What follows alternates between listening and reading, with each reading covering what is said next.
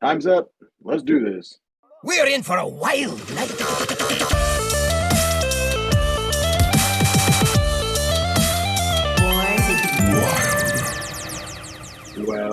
Welcome, everybody, to episode 141 of Born to be Wild, a Wild exclusive Hearthstone podcast where we have fun, hanging out with friends, talking about the Wild format of Hearthstone and spotlighting members of the Wild community. I'm your host, as always, Nate Wolf. Great to be back on this beautiful Friday evening here in sunny Southern California, joined tonight by three of my favorite people, plus me is four. That's more Mapping than two. is fun.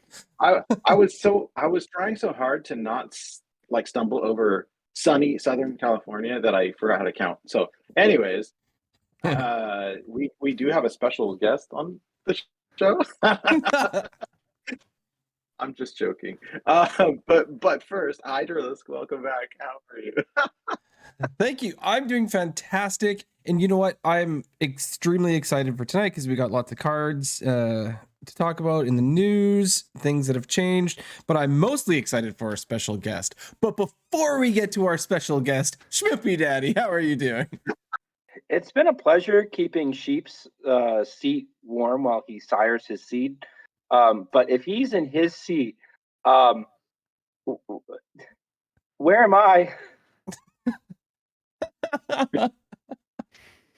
I don't know, man. I don't know. Happy to be here. Sheep, how are you doing? I am fantastic. So things are really good, but intense. So Zappy Lambtown came on December 21st, and it has definitely been an adventure in new parenthood. So for all the intense details, I wrote a little update thing at esheep.city/update. So in general, things are stabilizing, and I'm happy to be here hanging out with my friends up in here this week. Nice. It was a very nice update. I thought you were going to read it, but you don't have to. I know there's a lot of news and stuff, but it's very nice and life. Yeah, and we kind of went back to the how was your week over the last couple of weeks because I don't know. I guess we just did, but anyways, life has been a roller coaster, that's for sure. Yeah. The update. I'm happy to share all that stuff here. It's just a little heavier than the show maybe call for.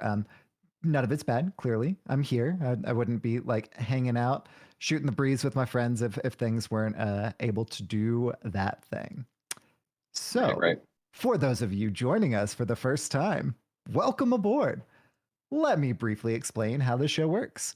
We record this very podcast live every Friday evening at twitch.tv/borntobewildhs. And the video version of this podcast is then posted to YouTube shortly thereafter. Audio versions are also distributed to all of the podcast apps.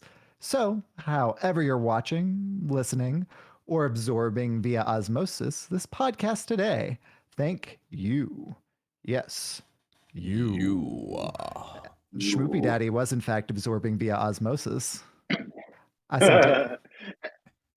And yes, the tip of the podcast is typically posted shortly thereafter. And it was brought to my attention earlier today that apparently, I posted the show and then left it on private and didn't make it public, and totally forgot to post it to Anchor. So my bad. I guess everyone, sorry for last week, and you're in for a double dose this week because we did record last week. Episodes, marathon time. Yes. Right? Last week's episode was really good too. So. Anyways, I'll get into it in just a second, but yeah, big thank you to everybody who's here joining us live and hanging out. We really appreciate it. Very big thank you to Shokunin, the executive producer of our show, and thank you to Armorn and our other patrons. We really appreciate your support. I've been working with Christina this week on new artwork.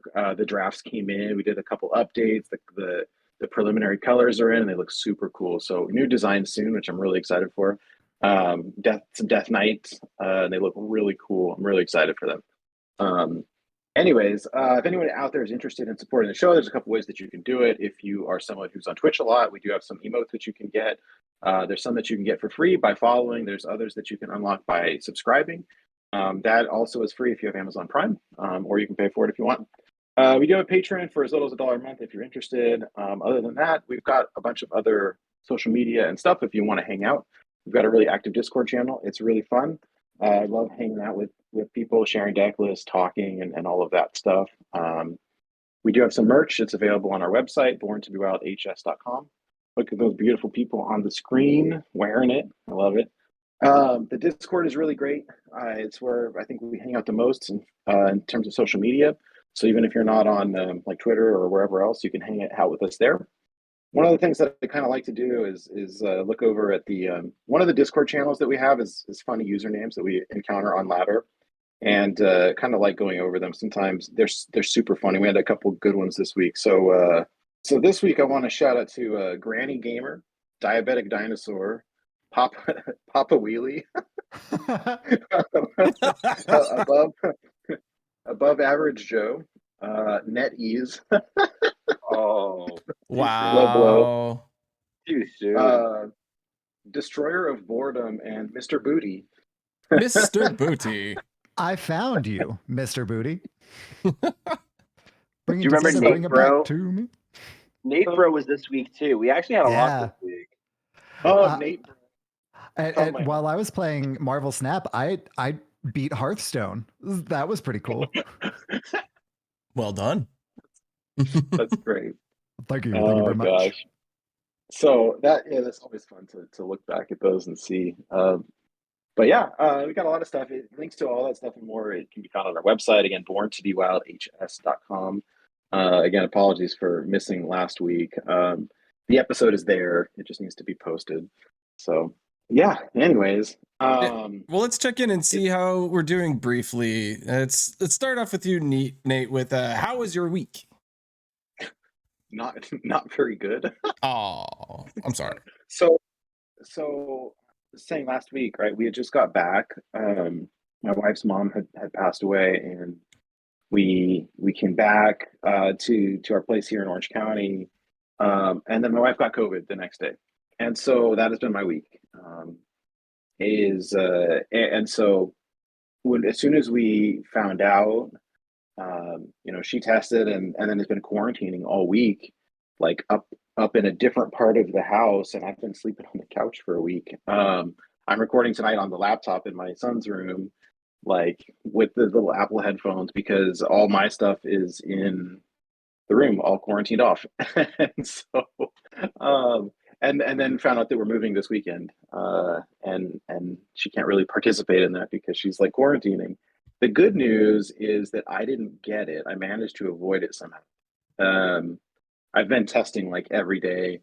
The folks at work just had me work remote all week, which was a really weird experience. Like the whole time the pandemic hit, like I never worked remote. I was in the office the entire time. And so, but I'm in a new place with different policies, and they're like, nobody wants it, which I totally respect. And like, hey, better safe than sorry, just work remote. And I have a laptop and I can work remote just fine.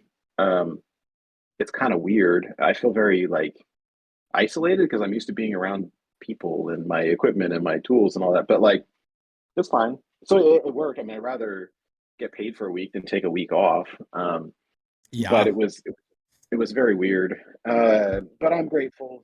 She's on the mend slowly but surely, and I never managed to get it. I had to go into I've been taking the at-home test, but they wanted me to go get one done at like the doctor's office before they let me come back in. And I got the results back today, and they're negative as well. So I managed to dodge it somehow, which is good. Aside from that, I kind of just been doing my dailies in Hearthstone because I hit Legend last week. Just trying to play a bunch of Death Knight stuff. But the week has been just kind of crazy. And then we're supposed to move this weekend, and so after the show tonight, I'm gonna take a couple loads over. I've got the moving truck reserved for tomorrow morning, and then also for Sunday, and taken because we've got a bunch of stuff in storage and we've got a bunch of stuff at my parents' house. And so I'm kind of doing it in two separate trips, like all weekend long. But I'm really excited. The new place, like every night this week, we've been working on it like nonstop. I spent a few nights this week painting. It looks really great though. Like the smoke smell is all gone. Everything is clean. Everything is like fresh coat. Yeah, Right?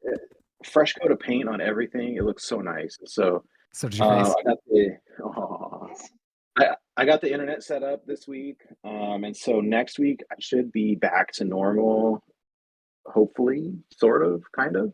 But I think all the computer stuff will get plugged in this weekend, and so at least the rig will be back up and running. I don't think it'll all be decorated and stuff, but it should be nice. So, anyways, I miss my wife. We've texted, and I've talked to her on the phone, but I haven't really like seen her for like a It's week. weird, right? That's the way it was for us. Like just the Right? other week. When last week you were saying like when you got sick, your wife was like, "Go, get out of here, go in the room." Yeah. Yeah. and like that's kind of how it's been because you don't want to like nobody wants to get sick. So it's so different.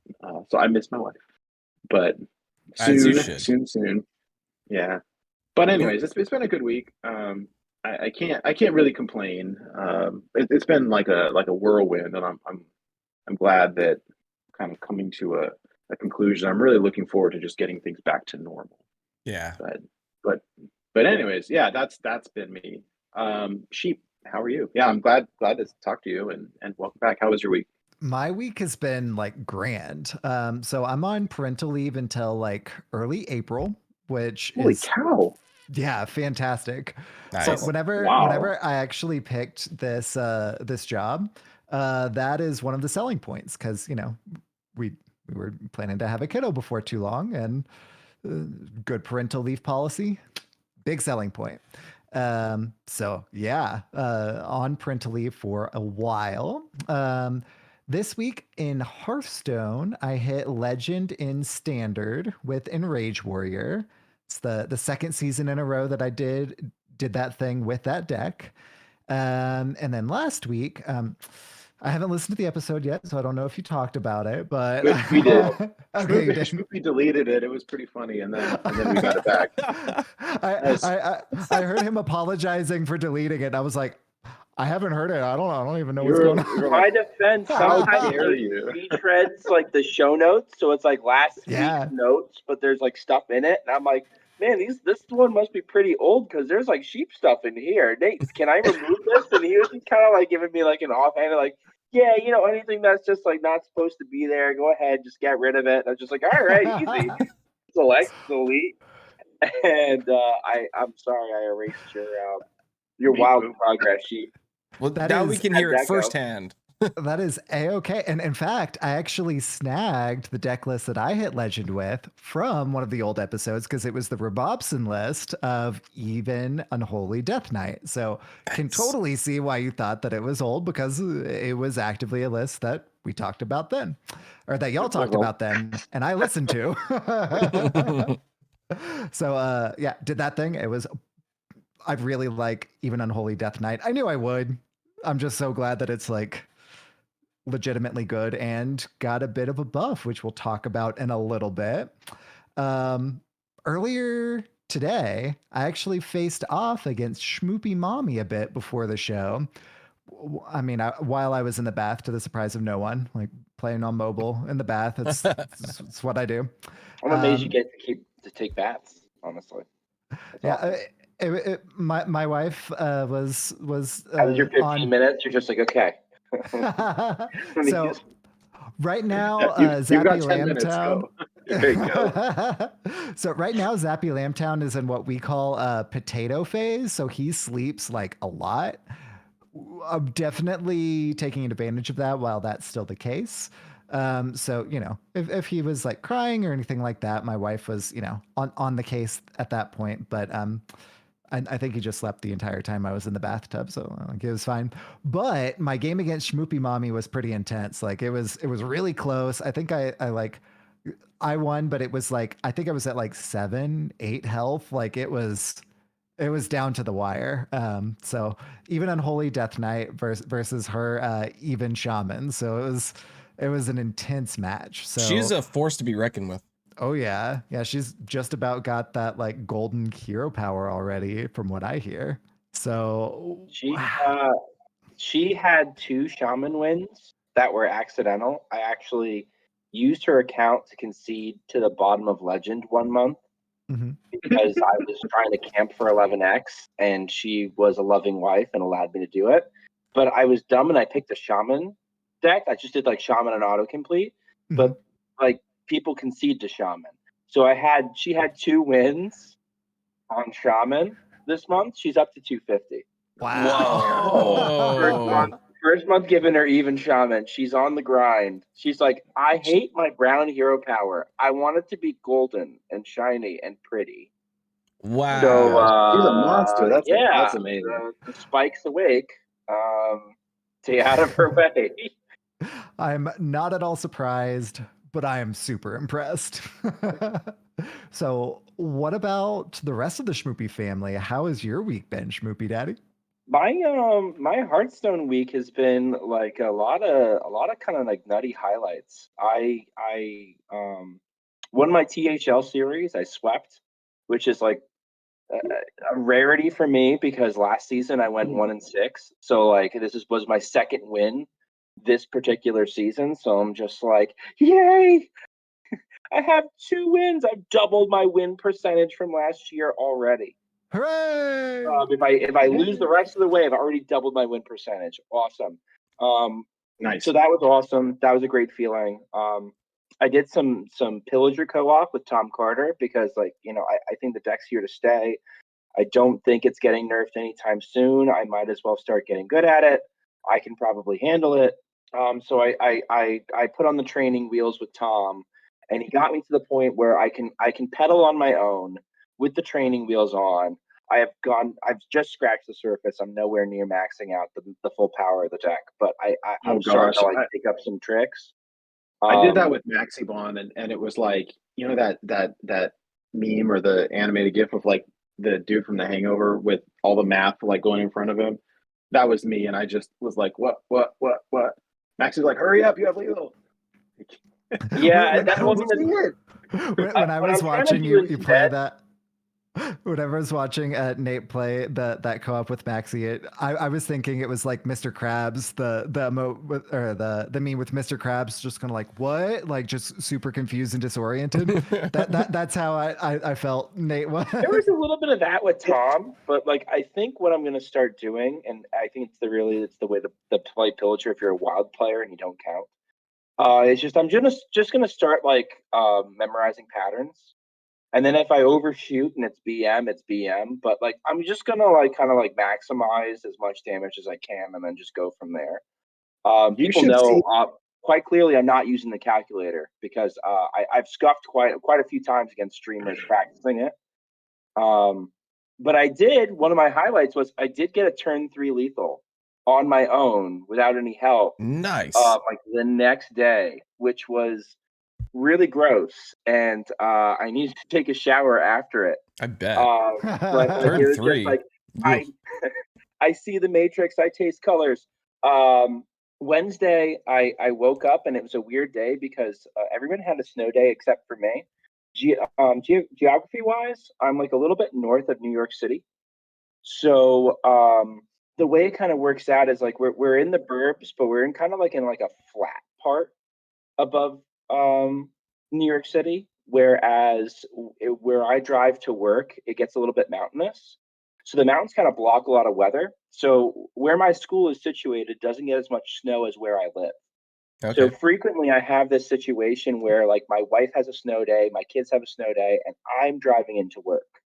So I got up for work and nobody was up with me and nobody was going to bother me. So it's just like, I'll see what my daily is for Hearthstone today. And it was play 12 beasts. And I was like, okay, I'm sure I have a deck that can do that. And I was looking for Copper Hunter, but I don't have Copper Hunter loaded up right now. So I played Beast Druid instead that I'd been watching Meowth play on his stream.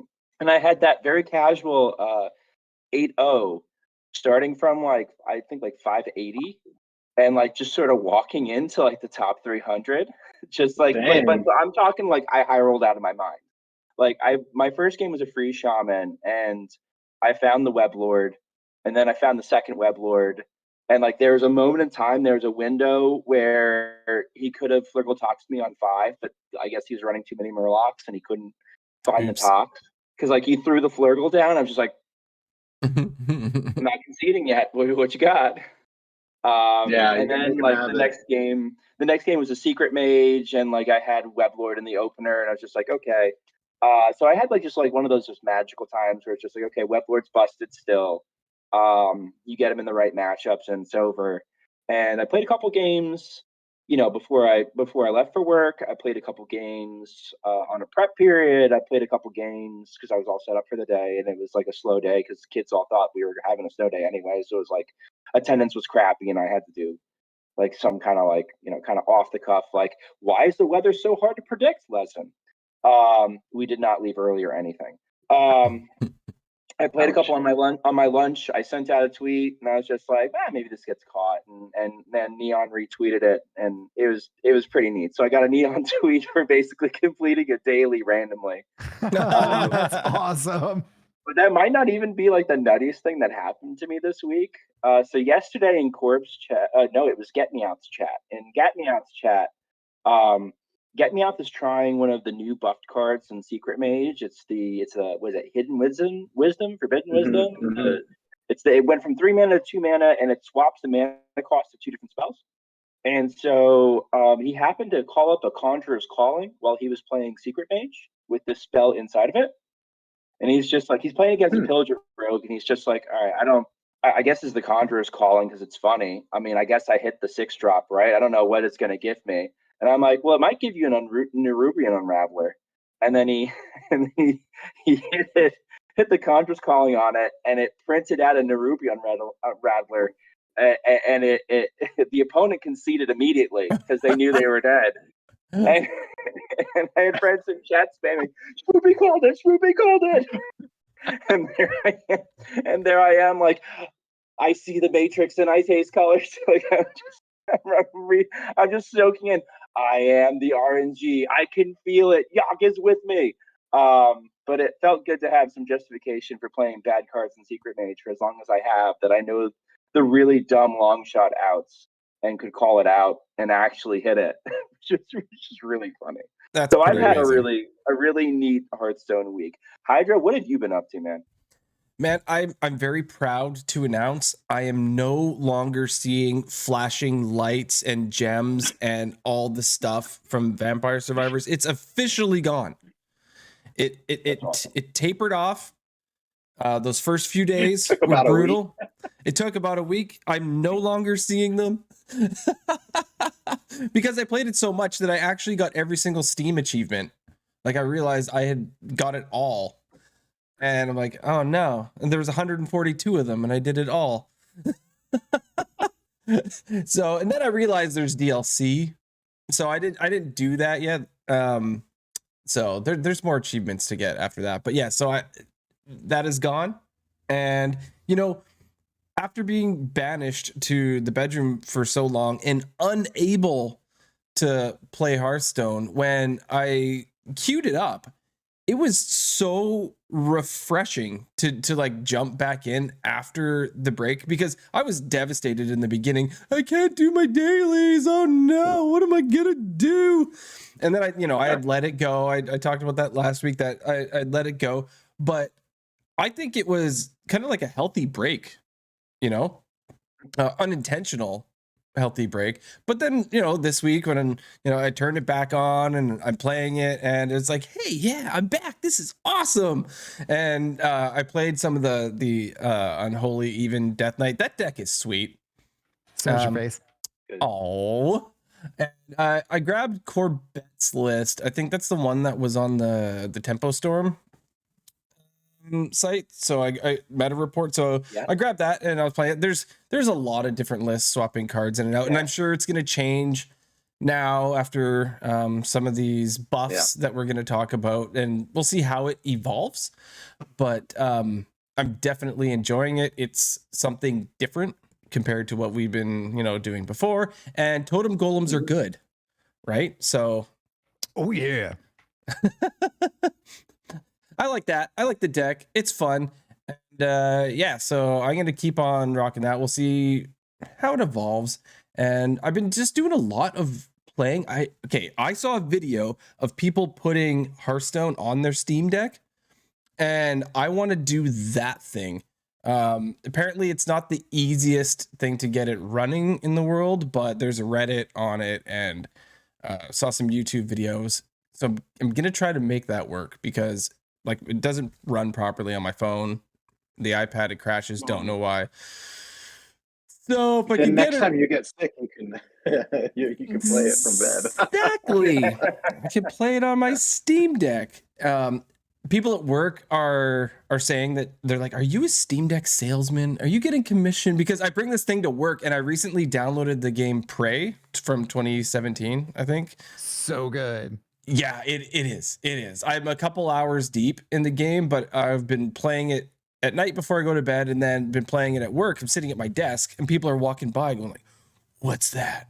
What are you doing? That looks so cool." 2 people yesterday and today have purchased Steam Decks. Wow, you Wow. should get a commission. I should. One guy was asking me questions, and he's on his phone. And he's like, "Yeah, I've been thinking about it. Like, what's your opinion? Should I get one of these things?" And I started talking, and he keeps playing on his phone. I said, "So, do you think you're gonna get one?" And he's like, "Just did." All right, move over, Manscaped. This episode's sponsored by Steam. Yeah, it's a good device, and yeah, I'm gonna try to figure out. Nate, you might enjoy this. I put the original Warcraft on it. Ooh, Yeah, because you can run right. GOG. I got GOG and Epic Games to work on the Steam Deck because in the background it's just running Linux. There's a Linux Yeah, but desktop. wouldn't you want a mouse to play some of those games though? Like, Yes, you would, because it wasn't fun. There's like a there's like a trackpad, right, that you can use as the mouse, and trying it with Warcraft it wasn't. But you can use mouse and keyboard with the Steam Deck too if you really want. Like you dock the thing and then you just use it as a PC. But it's Trying just to play neat. Ignite Mage on a Steam Deck. What's that? Trying to play Ignite Mage on a Steam Deck. Oh yeah. Hey, you know what? No, because it still is a touchscreen. Oh, So- okay, all right. I know Oh. very little about it. Yeah, so You know you what, can either though? use the controls or the touch. It works both ways.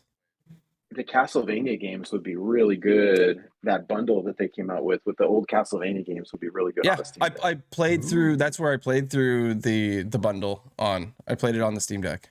So, Maybe I'll. Yeah, all right. It's gonna be a little while for me, but maybe next year or something. hey, you guys, you got to buy one. So Just kidding. Just enter code Hydra when you purchase. Yeah. With code B2BW. That's great. If only. It's 20% off if you include whale noises. Yeah. Yeah. Well, we should move on to the news. We got a lot to talk about. So without further ado, Yeah. Welcome to the news. The news is so good. yeah. So first up, before we get into all those the nerfs and buffs, Hearthstone did a little poll that they posted on Twitter asking which 0 mana 1/1 minion should be in the next core set. The options were Murloc Tinyfin, the Wisp, Snowflipper Penguin, or Desk Imp. I voted for Murloc Tinyfin. What'd you guys So vote did for? I. I voted for the Wisp. I just need Death Knight wins, so it's an undead. It has synergy. I don't have a strong allegiance to any of them, but I think they're all adorable. Even the Wisp. Even the Wisp. Even the Wisp. Yeah, I wanted Murloc Tinyfin to win so bad, but drum roll, please. Snowflipper Penguin at 49.1%. Murloc Tinyfin came in at 30.7 in second place. Schmoopie. Schmoopie is actively holding doing earmuffs for his stuffed Murloc Tinyfin. I voted for Desk Imp. Now hear me out before you think I'm an abomination. Okay? Traitor. I've been playing Desk Imp unironically first in my Mechathune list that I hit Warlock Legend with for the first time. It's great with Impending Catastrophe. Like you play. I know Sheep is so upset with me. You play. If you play Wicked Shipment and then Tinyfin and then Impending Catastrophe, it is draw 4 for 2 mana. So like it is just gross, and I thought that that was like of the zero drops, that was one of the grossest things to send. Now I thought something that was interesting was like these are not just like random like, oh, they're cute cards. Like these are cards with like real actual impact. Yeah. Like Snowflipper Penguin is a desk impact. like if they reprint Scavenger's Ingenuity, you're talking about like a buff 0 mana beast in standard. Like what? Tiny Fin on the Murloc that's legal now. I call it Murloc Carpet. I don't even Flushwater Scout. Is that right? Sounds right. It's Lushwater something for sure. The one that gives a Murloc +1 attack and rush. Dude, Yep. Tiny Fin's busted with Flushwater Scout. Like you're talking about a 0 mana 2/1 with rush. On turn 2, possibly the same turn that Lushwater Scout comes down to protect the scout. Like these are not insignificant cards that they added. That they're just like, oh yeah, which one's gonna be core? And you basically like punted that to Twitter to come up with like that's gonna go into core. So like that's like a little spooky, a little monka. It was fun. Like I voted. I was just like, oh hell yeah, I'll vote. But I think a lot of people were just like, which one's cuter? Yeah, and, like, that was me. Snowflipper. Which one's cuter? But like, I mean, like, oh, who knows? We should blame Hydra. If Hunter's busted because of 0 mana Snowflipper Penguin, watch it get nerfed. That'd be so funny. Next well, that's the dumb thing, right? It's like they've shown that like, hey, it's not out of the realm of possibility for wild cards to get nerfed. They're in standard, which is like so dumb for me. That it's like, you know, Hydra got Snowflipper nerfed. Basically. No, I was Tiny Fin, man. I was Tiny Fin. Wasn't me. Wisp. Wasn't me. You know what? You're saying that now, and you're probably right. But I'm gonna just use my right as an American to just ignore what you're saying and just assume that I'm right. Okay. I acknowledge your reality and substitute it with my own. 100%. The narrative is Hydra got Hunter busted in standard, and Snowflipper Penguin nerfed, and that's what the history books will say. Nate, who did you vote for, or did you not vote? No, I voted for Tiny Fin Creator. You got 2 votes. We just picked the cute thing. We didn't think about anything else. It was about cuteness. It was always Tiny Fin, but it wasn't about cuteness. There's actual imp synergy in standard right now, and it's like significant. It's very important. Like you're talking about like possibly +2/+2 stats off of like a vile library. If like you throw out like Wicked Shipment and then you drop 2 desk imps and then you throw the library, like it was like kind of spooky. I was like, really? These are the cards that you want to whatever. But and see, that's why I voted for Wisp, because it had the undead, and then there's the like 1/2 that gives any undead that you play. Like, yeah, exactly. If I was just voting never been better. It's so much better now. Yeah, completely agreed.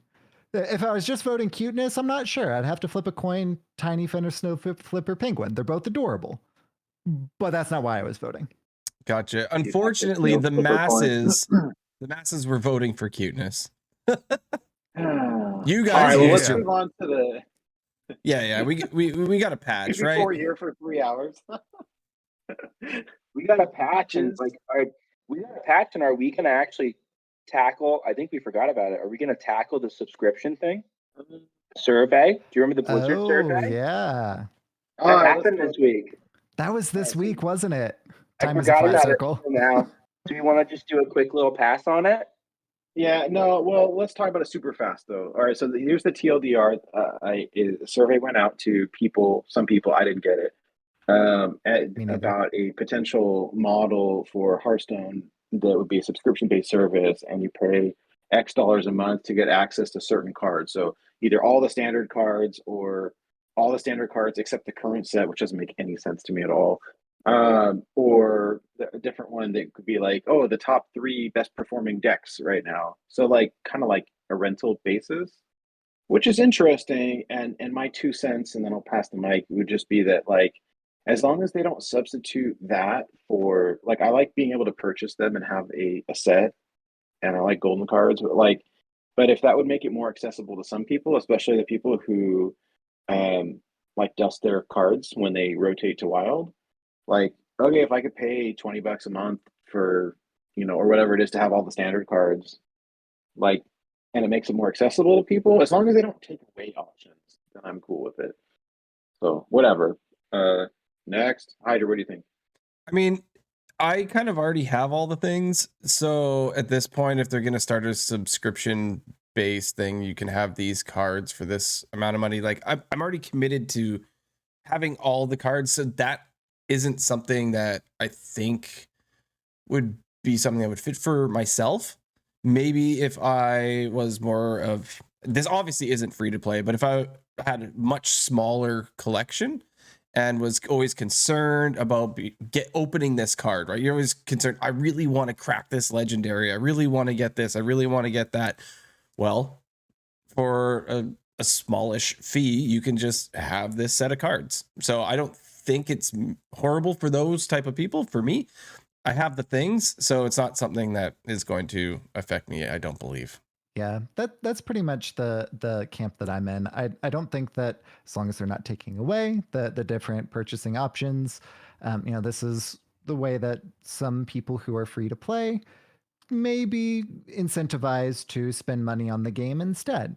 And if then they get way more of a collection to actually play with and actually enjoy the game for a much lesser price point than they would be paying for otherwise, cool. But being, on Born to Be Whale, I don't know that that's really going to affect me too terribly much. But additional options, of ways for people to part with their money is not necessarily a bad thing. If they said no more packs, only subscription, I'd riot. Yeah. But if it was just an Yeah. additional option, then like, okay, whatever, I don't care. Schmoopie, what about you? Oh, as you're taking a sip of your drink, sorry. I hope they actually offer this as an option, not the option, not the thing, because I think it makes may a help ton of all sense those for folks that, standard like- players. Mhm. Because standard players are always, like if you look at the cost, the point price was like, it was 25 or like $24 a month for all the standard cards, full Mhm. stop. $12.99 for like all the standard cards, but not including the current expansion, which maybe you only are missing a couple cards, or you feel like you have dust to like pick up rares or commons, or you can get the odd important legendary, or maybe you just want to like dip your feet in and just sort of like wait and see what's good 1 month, and then the next month spring for the whole standard set and make it see if it's worth. I thought it makes a lot of sense for standard players. I actually, in a roundabout way, came 360 on 180 on it and thought, well, this is bad for Wild, and then thought, no, wait, this is good for Wild. If this is not replacing monthly packs, you're still like picking up packs and accruing value for your collection. You're still getting your pack for your Tavern Brawl. You're still like, doing XYZ, like getting gold and packs and cards from the Battle Pass. You're less incentivized to do the typical standard thing, which right now is when a new year starts, you dust everything that rotates. And that's so damaging for somebody's ability to hop into Wild. And they're not going to need to do that because it's not like the extra dust is getting you anything. If you're already paying for all the cards, access to all the cards, or the majority of the cards, you're more likely to hold on to other stuff and accrue value in your collection. And now all of a sudden, hey, you got stuff rattling around in here that you can use in Wild, and like maybe people dip their toe into Wild more often. So I was really excited when I heard this, and I thought like this might become the more efficient way for people in general to play standard, where metas are shift constantly and they're constantly rebalanced and cards are nerfed, and it can be very hard to keep up with dust wise in the short term to play standard competitively. Whereas in Wild, things stay relatively stable. So like I hope they do offer this, as long as, like you guys said, this doesn't replace the current system. This is just an add-on. This is an option. This is something you could buy into. It's not something that's attractive to me because I think at this point, like when the set comes around, I could probably purchase it in gold because I don't really spend my gold. But like, it's it's good value. It's more value monthly if you break it down than buying 3 pre-bundles, right? Like if you, let's say Yeah. you're somebody who gets the big bundle and the little bundle for an expansion, you still don't get all the cards. This is less money than that by about half, and you get access to all the cards. You just don't keep them when they rotate. So I don't know. I liked it. Big And I thought bundle, that was an little important bundle, discussion. and the battle pass. All Yeah. 3. Yeah. Yeah. Better value. Like the battle pass in this is a slam, and like, you know, the $12.99 option, slam dunk for a lot of people. Makes sense. But that was good. I thought that was worth bringing up though, because like, you know, that was like one of those things that was like, this is going to be the weekly debate topic, and then we had the actual balance patch happen. So I will say, for our format in particular, I hope that if they do roll this out, that they do have like a wild option as well. Just because if, you know, not necessarily thinking that people are going to, like you were saying, wild is more stable. So there's like less of a buy-in. Once you bought, you know, or crafted the cards for a specific deck, like you're pretty set for however long you want to play that deck, which like you said, it's stable. But if someone wants to dip their toes into wilds, something like a $10, hey, here's the rest of the wild stuff too. I think that would be, you know, really advantageous, just so that we're kind of included into that as well. I hope that is the case if they do have these different kind of price points, because more on roads to our format means more players is more better. It's just a better thing, right? Agreed. yeah, we didn't even bring up. We were talking about the option where like you were kind of alluding to the option where they were talking about like you pay like $10.99 or something like that, and you have access to the 3 statistically best decks Right. in Yeah. that format, right? And so if they did that for Wild, I swear to God, Sheep, if you print more big priest players. But like you're right, right? Like it's always worth it, right? I will say, if more big priest players are printed, then Sheep will actually save us, because then that'll dilute their res pool. So you're welcome. Yes, it will. Puns. You seemed have actually physically hurt by that, SchmoopieDaddy. You had pain I on your was. face. I was, because you can't pollute their res pool anymore. It's not worth it. It's not worth it. Nate, what was the balance patch like, please? All right. So we've got there's a handful of nerfs, Right. and then there's a bunch of buffs. And so I'm sure every podcast under the sun is going to be talking about this stuff this week, because this is the news. But I want to make sure that we focus on these cards and how this impacts Wild in particular. And so I think for a good handful of these cards, particularly the buffs, because I think the nerfs, not all of them, but some of them hit really kind of both formats. But the buffs, like there's a couple of these cards that I looked at this card and I was like, that's a fan made card. I've never seen that before. And so I think if we have nothing to say, like there's so many buffs that I think if we don't have anything meaningful to say, like we I will probably always have kind of something skim. meaningful to say, but I will say it quickly. All right. Anyways, just so the focus here is impact on Wild. But yeah, let's go through the balance changes. So we'll hit the nerfs first, if you want to take us through those, Hydra. Sure. So the first one we have up is Wild Paw Null. It has changed from each card you've added from your hand from another class to each non-rogue class card you've added to your hand. That's a pretty big programming change, I think. And insert all the players complaining about no Maestra refund here. Yeah, unlucky.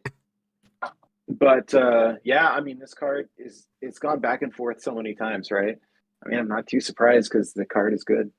So good card is good. Good card is unplayable in Wild. Dead card in Wild. Yeah. See you in 3 months. Yeah. All right. Yeah. Well, anything that's Sheep? me saying it, not Mr. Optimist. Yeah, I think it'll get reverted whenever it rotates. I agree. Yeah, for sure. All right, let's move on to the next one then. We have Sinstone Graveyard. Old red, that this was stealthed. Now it has not. And I don't know about you guys, but when they had a big old stealth ghost just waiting to punch me in the face, I was kind of annoyed. How about y'all? Yeah, but kind of no, because when everyone was playing the Miracle Rogue stuff, I was playing Pirate Rogue, and so I was winning on like turn 4, turn 5, and it was too late. Like they build this giant thing, and it was like, all right, I'm not gonna even worry about it. I'm just gonna, you know, boop them in the face and not think too much about it. But yes, I mean it makes it difficult to deal with, right? Here's the dev comment by it says we recognize that Rogue has been a little too good for a little too long at higher ranks. The change to Null Maestra interaction is a major change to the class, intended to substantially shake up how it looks and plays, while the Sinstone Graveyard change gives opponents more of a chance to respond to the big rogue pop-off turn. So it's to make it more interactable. So they can create the giant thing, but now you have a chance to try to kill it before it kills you. Before, I think we had to rely on things like hysteria or something that could destroy non-targetable minions. Miracle Rogue was seeing play in Wild. Corp did particularly well with it, and I'm sure some other people. It felt a little high rolly to me, and I played a little bit of it, but it just wasn't really my jam. I don't have anything against the deck. I think it's good. It's just not really my thing. But it is what it is. I don't really have too many thoughts on this one. I agree with what you're saying there, because as someone who likes to play aggro, if I am running the aggro deck in this position, it doesn't matter if it's stealth or not. To me, it's not there either way, because you're not going to run all of your minions into this thing when say it's got 10 health, right? Like not happening, right? Like whether it's stealth or not, we're going face. We're ignoring this. And if you're trading into this, you have lost. Yeah. So now Shadow Word Death can get it. No one's really running Death anyway. Okay. Now Poison can get it. So Flurgle Tox was already hitting it. You can trade minions into it. If you're doing that, you're already losing anyway. It's impactful in that it can now be dealt with by targetable things. But most of the ways that we're dealing with it are either ignoring it and doing the face, hitting the face, or doing AoE sort of clears that don't really care about the stealth anyway. So I think that standard, it's impactful for standard, but I think for us, our format is either too quick or has better ways of dealing with stealth things that I don't think it's super impactful for us. Though Miracle Rogue is a really powerful deck. So yeah. It's a thing. I think this is the change that kills Miracle Rogue for the time being. It was probably the best deck in the format pre-patch, according to Corp and according to data. Vicious Syndicate, I think, had it up there.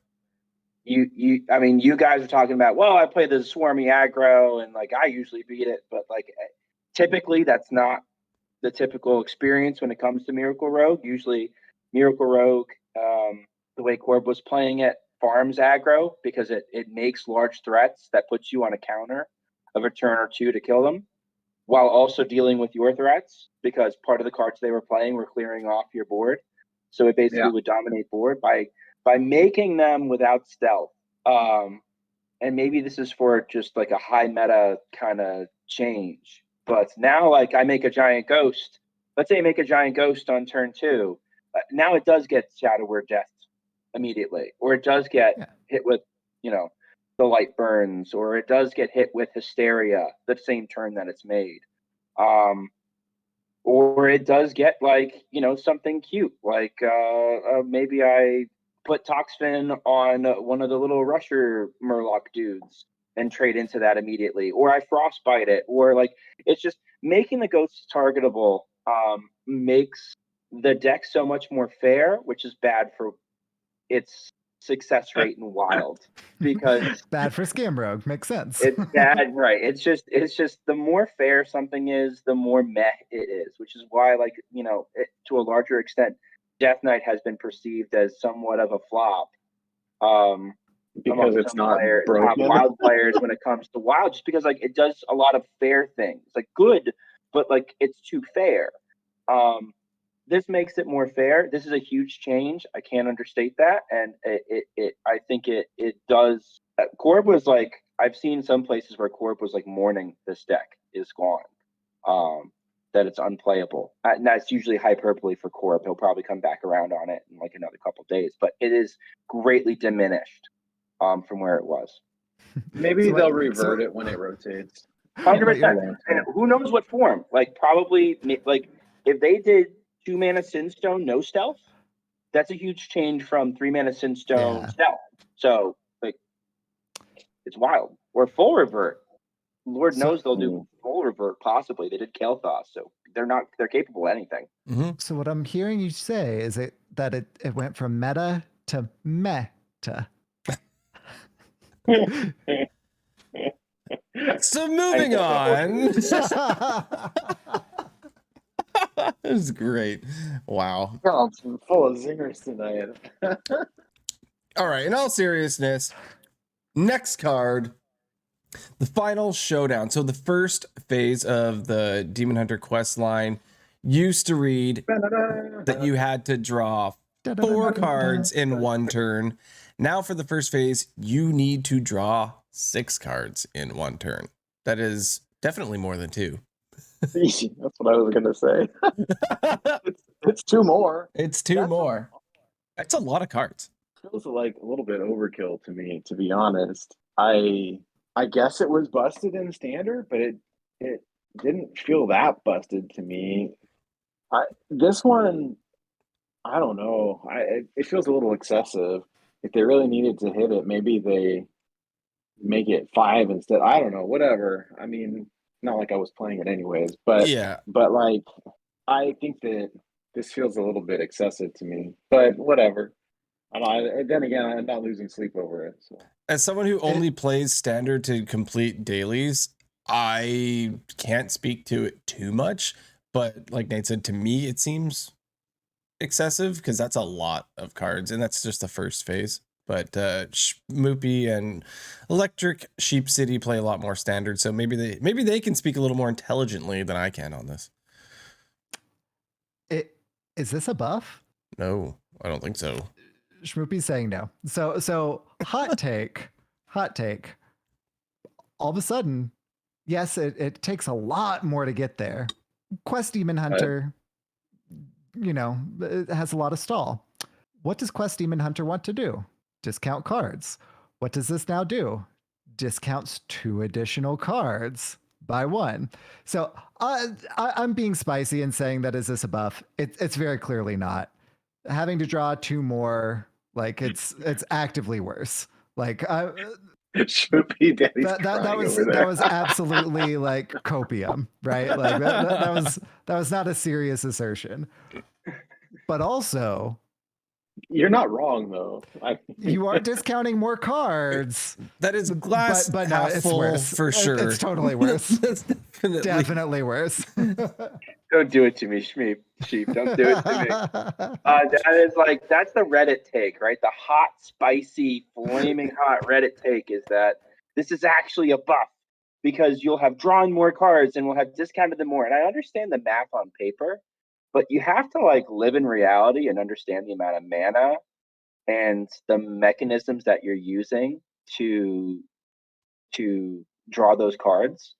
Like I don't know what they do in standard, but I know like when I was playing Quest Demon Hunter was one of my favorite cards in Stormwind. Like that, it was an awesome deck. Like Brute me, dude. Like I was so mad when they nerfed Brute. I was playing literally the standard list in Wild and beating Demon Seeds because like Glide busted when you shuffle their Tamsin into their deck and they can't find it. Wahaha. But like your turn 3 was always kind of setting up completing your turn 1 was quest, your turn 2 is usually a pass, like a hero power or something like that. Your turn 3 was setting up completing the first stage of the quest line on 4. So you With the were side attaching quest and the sigil that draws a card and discounts sigil. one, or you were equipping your weapon that had like the death rattle merchant on it, which I understand standard was walking away from it. that particular package. But I feel like the mechanisms that you would use to draw the additional cards would mean that you're not actually discounting 6 cards. You're probably still leveraging tradables. You're in wild, you'd be leveraging like soul shards or something that doesn't actually get discounted when you draw it in order to make up the difference. If you rip a glide, you can't just rip a glide and complete the first stage. You need to draw an additional card in addition to the glide, which means right, you draw 1, then you draw the glide that draws 4, so you need at least 1 more, right? So like you need the mana to do that. And the thing that was nice about the first stage of the quest line and how it was designed is the cards you discounted on the first stage helped you draw additional cards later. Now, this was being leveraged in standard to basically in aggro decks at times. In some matches they just shuffle the quest in, but sometimes they would play it. This was in the Drekthar era. They'd play it to get discounts on certain specific important cards, so that you could play them early, like Drekthar. Like, oh yeah, let's get him down. Blah blah blah. Well, I guess like you didn't want to discount Drekthar because that did funny things to your deck. But there were certain cards in that deck that you did want discounted that were just like it was bonkers.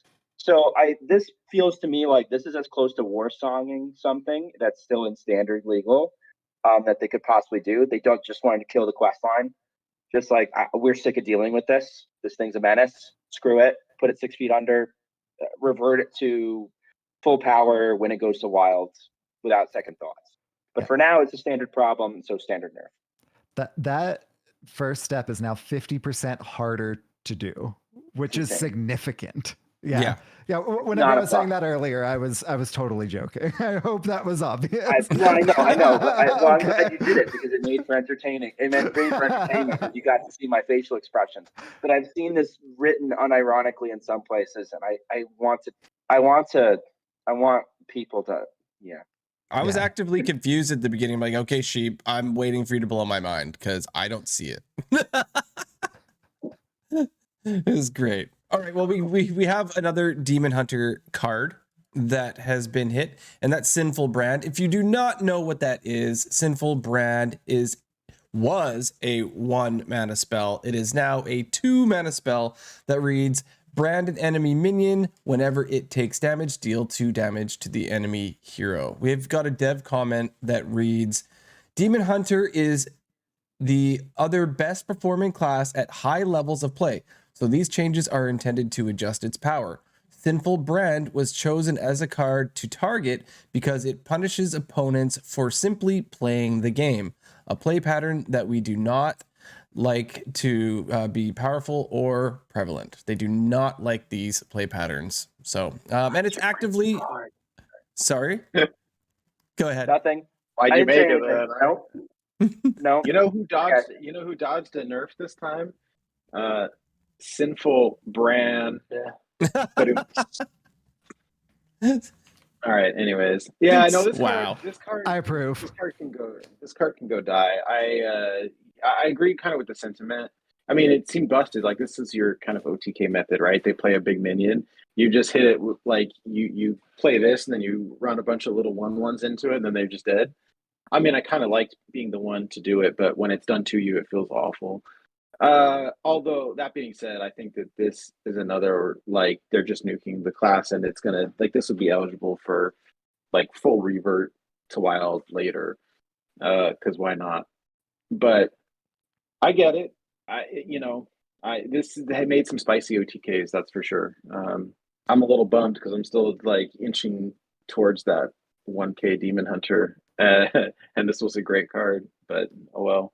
Yeah, if this was the only card that was hit, I feel like you could probably still play it. Significantly worse. It's definitely worse. I mean, it's 100% worse from 1 mana to 2 mana. It's double the cost. And for the decks that were playing it, getting that chip damage in so that you could then, OTK with Jace, so that you could then, just OTK with the different scythed minions and stuff like that. It's super impactful, but slowing it down so that it's still, you can still do it. It's still available, but it's slower. You could still perhaps play Sinful Brand. It's worse. The final showdown, like just dumpstering, changes that calculus significantly. Yeah. Yeah, I We agree. need to make that song now. It's the final showdown. I'm purchasing I draw 4 riddance. cards and they get discounted. I draw 4 more cards. They get Vengeance will be discounted mine. again. Yeah, we could write it. But now it's 6 cards. I mean, you want to pair this with the new 4-cost card, right? The one that says Yes. like, you know, if there's no minions in your deck or whatever it is, it's like deal 4 but also print 4 tokens, Mhm. 1/1 tokens with rush, and you wanted to pair this with that. Yep. And on turn 6, you used to be able to play 2 Sinful Brands and then play that spell, and so you'd be dealing 4, then having the tokens rush in, which would be 8, so you'd be dealing 12. Is my math right there, or am I wrong? No, it'd be 2 for each, right? So it'd be Yeah, so you do 16. 16. So you'd be dealing 20 damage on turn 6. Now you can have that. Now you can deal 8, right? Now 10? Snoopy math. Are you a math teacher? Something like that. No, I'm a physics teacher. Or you can do different. I 20 on estimates. turn 8. Still I get math close, and and I'm happy physics. with that. Okay. But this significantly reduces the impact. This card was like, this card made certain archetypes in Demon Hunter close to being wild viable, no joke. I've played a couple decks that token Demon Hunter decks that felt very playable. This kills this for wild. You can't carry this in wild. I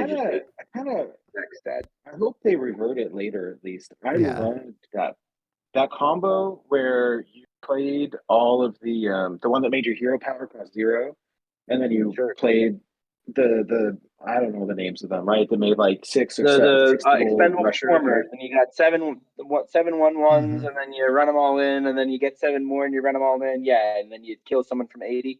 I loved it. Especially if you played Kurtris already. Yeah, you play Kurtris, and then you got a billion attack. This thing is so powerful. I wouldn't be shocked if they didn't revert it. I wouldn't be shocked if they just left it in the grave.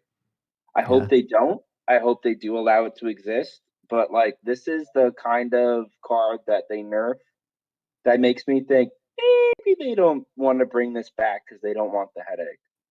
Counterpoint: if Sinful Brand is as it is, we can play it in even Demon Hunter. So Whoa, OP. Get out of here. You're making me disappointed all over again, Yeah. Chief. I live for this. Let's move on. We got a lot of cards. So the culprit, Shock Spitter, being hit again. It's going from 3 mana 2/2 to a 4 mana 3/3 net. Now I'll read the dev comment quickly on Shock Spitter. Hunter is the top class at most parts of the ladder. When we changed Shock Spitter to 3 mana in patch 25.0.3, we expected that it would remain powerful after that change and debated whether we should just change it to 4 at that time.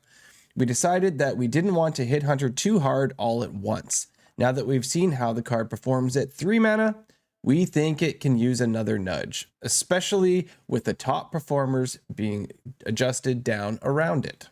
I've lost to this card so many times that I'm happy to see it go. It's like, yes, please. But, you know. This was printed at 2. What? Right? 2, Yeah, it's pretty then 3, then 4. Yep. You know. I'm okay with this. The card's good. The card is good. It is a beast. Honestly, at some point, I don't know. I mean, do I think it's wild viable? I think it could be. I mean, I never thought there would be a new deck, and then we saw Copper Hunter come out, and like, I don't know. This could still be viable and wild at some point. I don't know that anyone's really playing it right now, but the card is pretty nutty. But Bran again, I think is the one that like was really making this card more viable, because it's not just that you're getting hit for 7; it's that you're getting hit for 14, and kind of has the same issue I think that Astalor has, with just it's super good, and brand enables it, and it's like, well, would this card still be as good if there weren't a bunch of bounce mechanics? I mean, you can play like the crappy bounce cards, but when you're getting the double battle cries, when it really hurts. And so I part of me is happy to see this go. Part of me thinks that it's dying for brand's sins, but you know, Yeah. whatever.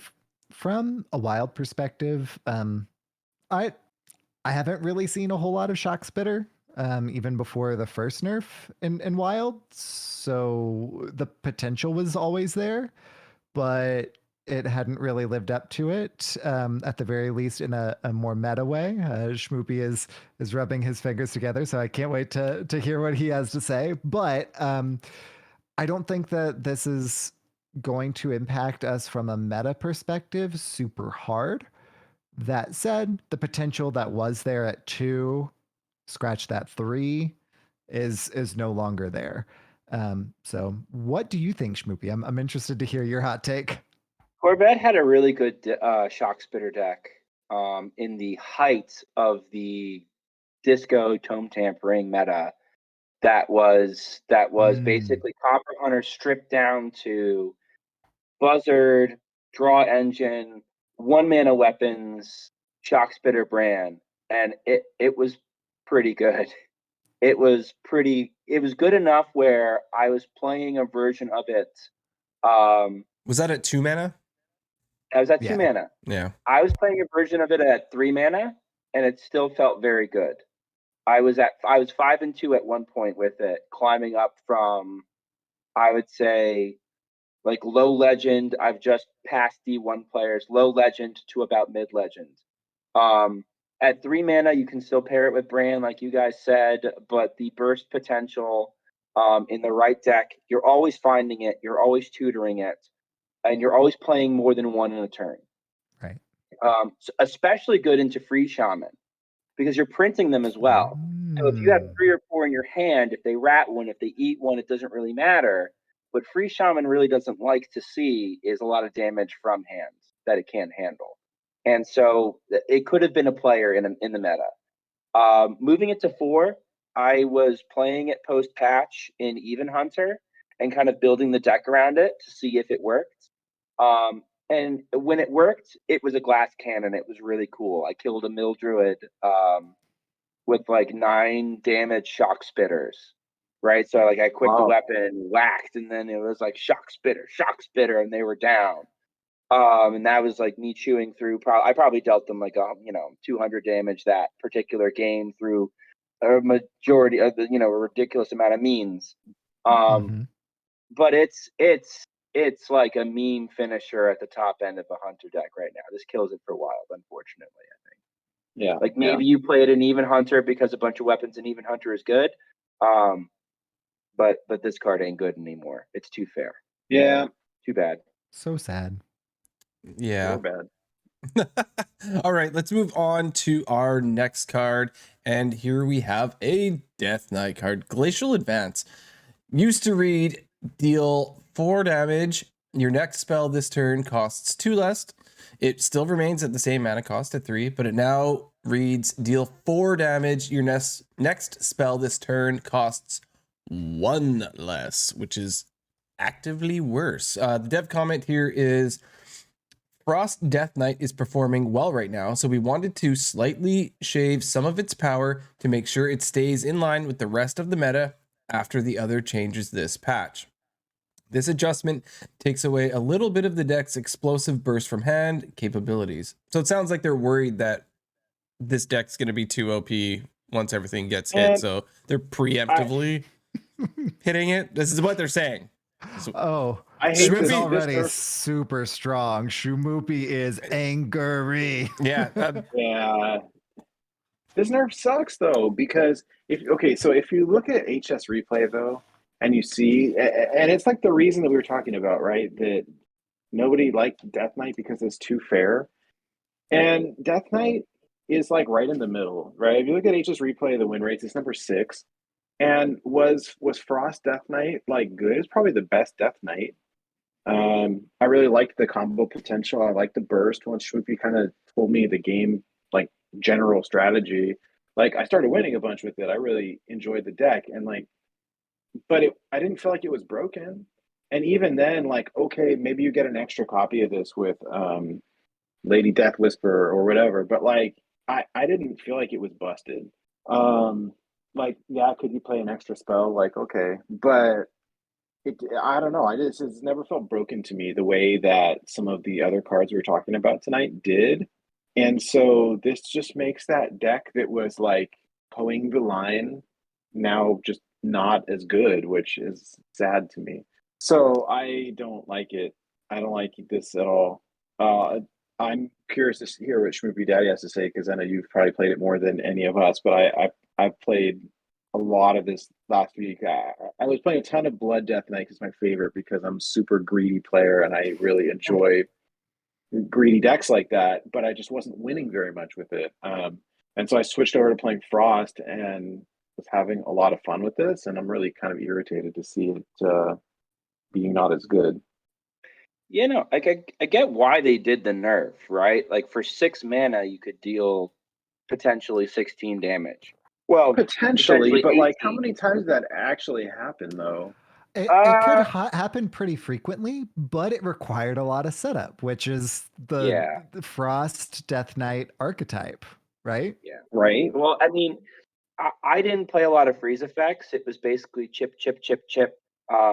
It's Burst. funny. Frost Death Knight, when you look at the standard list, like the 4 best performing cards were really clear. It was Bonebreaker, which is the 1 mana weapon. Mm-hmm. It was a 2 mana 2/2 that draws a frost spell. Oh, Shocker, yeah. because setup card, but like having that on 2, having it hit face, having it die, and just draw you a frost spell was awesome. It was uh I've been practicing trying to say his name because it's not Thoracen, it's like Thoracian. Maybe his son. I don't know. We'll have to call Goliath and see what he says.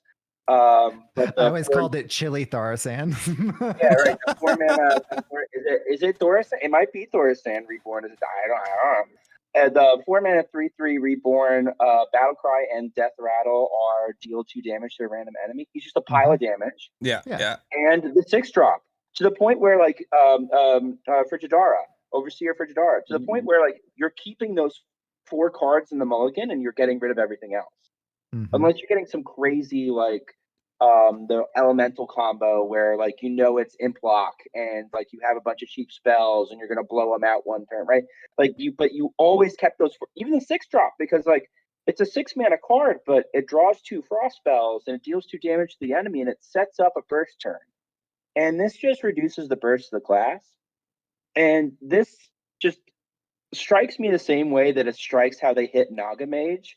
Like they just if they're not careful, they're just going to turn standard into a wet noodle fight. And it's just not going to be all that fun. And it's going to be kind of boring. And the power level is going to be kind of mid. And like that's why I play Classic. Well, I mean, Right. it's just like that. I like Classic. That's not a joke. That is why I play I Classic. mean, like if you want, if you want Milquetoast Hearthstone, play Classic, play Arena. Apparently, play Duels because like they've been dumbing that down too. But like I enjoyed Frost Death Knight because it felt like a wild deck in Standard, which probably means it needed to die, right? Yeah. Like I'm probably like the canary in the coal mine, but like the reverse canary. If I'm thriving, it definitely needs to die. Shut down the coal mine.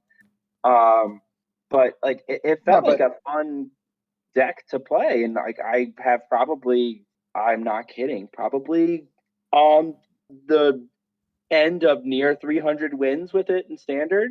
I was really confident with it. I'm sure it can still win games, Mm-hmm. but like your turn timer is much different. You're using your burn earlier. You're using it more often. I don't know if you run Lady Death Whisper because like she might be too cute by half, and you're never going to use the burn anyway. Like this facilitated so much. This facilitated so much hand dumping and so many swing turns, and that basically just dumps it down. And the fact that it was just sort of a collateral nerf, like they were kind of like, well, I guess this should get hit. And what kind of hit me was like we saw some nerfs in certain circles were leaked, and this was a last minute change. This could have been a different card getting a buff, and instead that this particular card was nerfed, and that's also sticking in my craw personally. So I was not only blindsided by it like once, but I was kind of blindsided by it twice in a way. So Yeah. that's just my own particular issue. Yeah. To me, Glacial Advance was something that, yeah, it was a powerful card, discounting other cards. But it was the whole like archetype of Frost Death Knight was freeze, of course, but then burst from hand. And nerfing the burst from hand, it required a lot of setup to have it go right, to have it work like it was intended. That's not a bad thing, right? Like that's actively a good thing. The burst from hand requiring that sort of setup. Glacial Advance in particular feels like kind of shooting that archetype itself in the foot.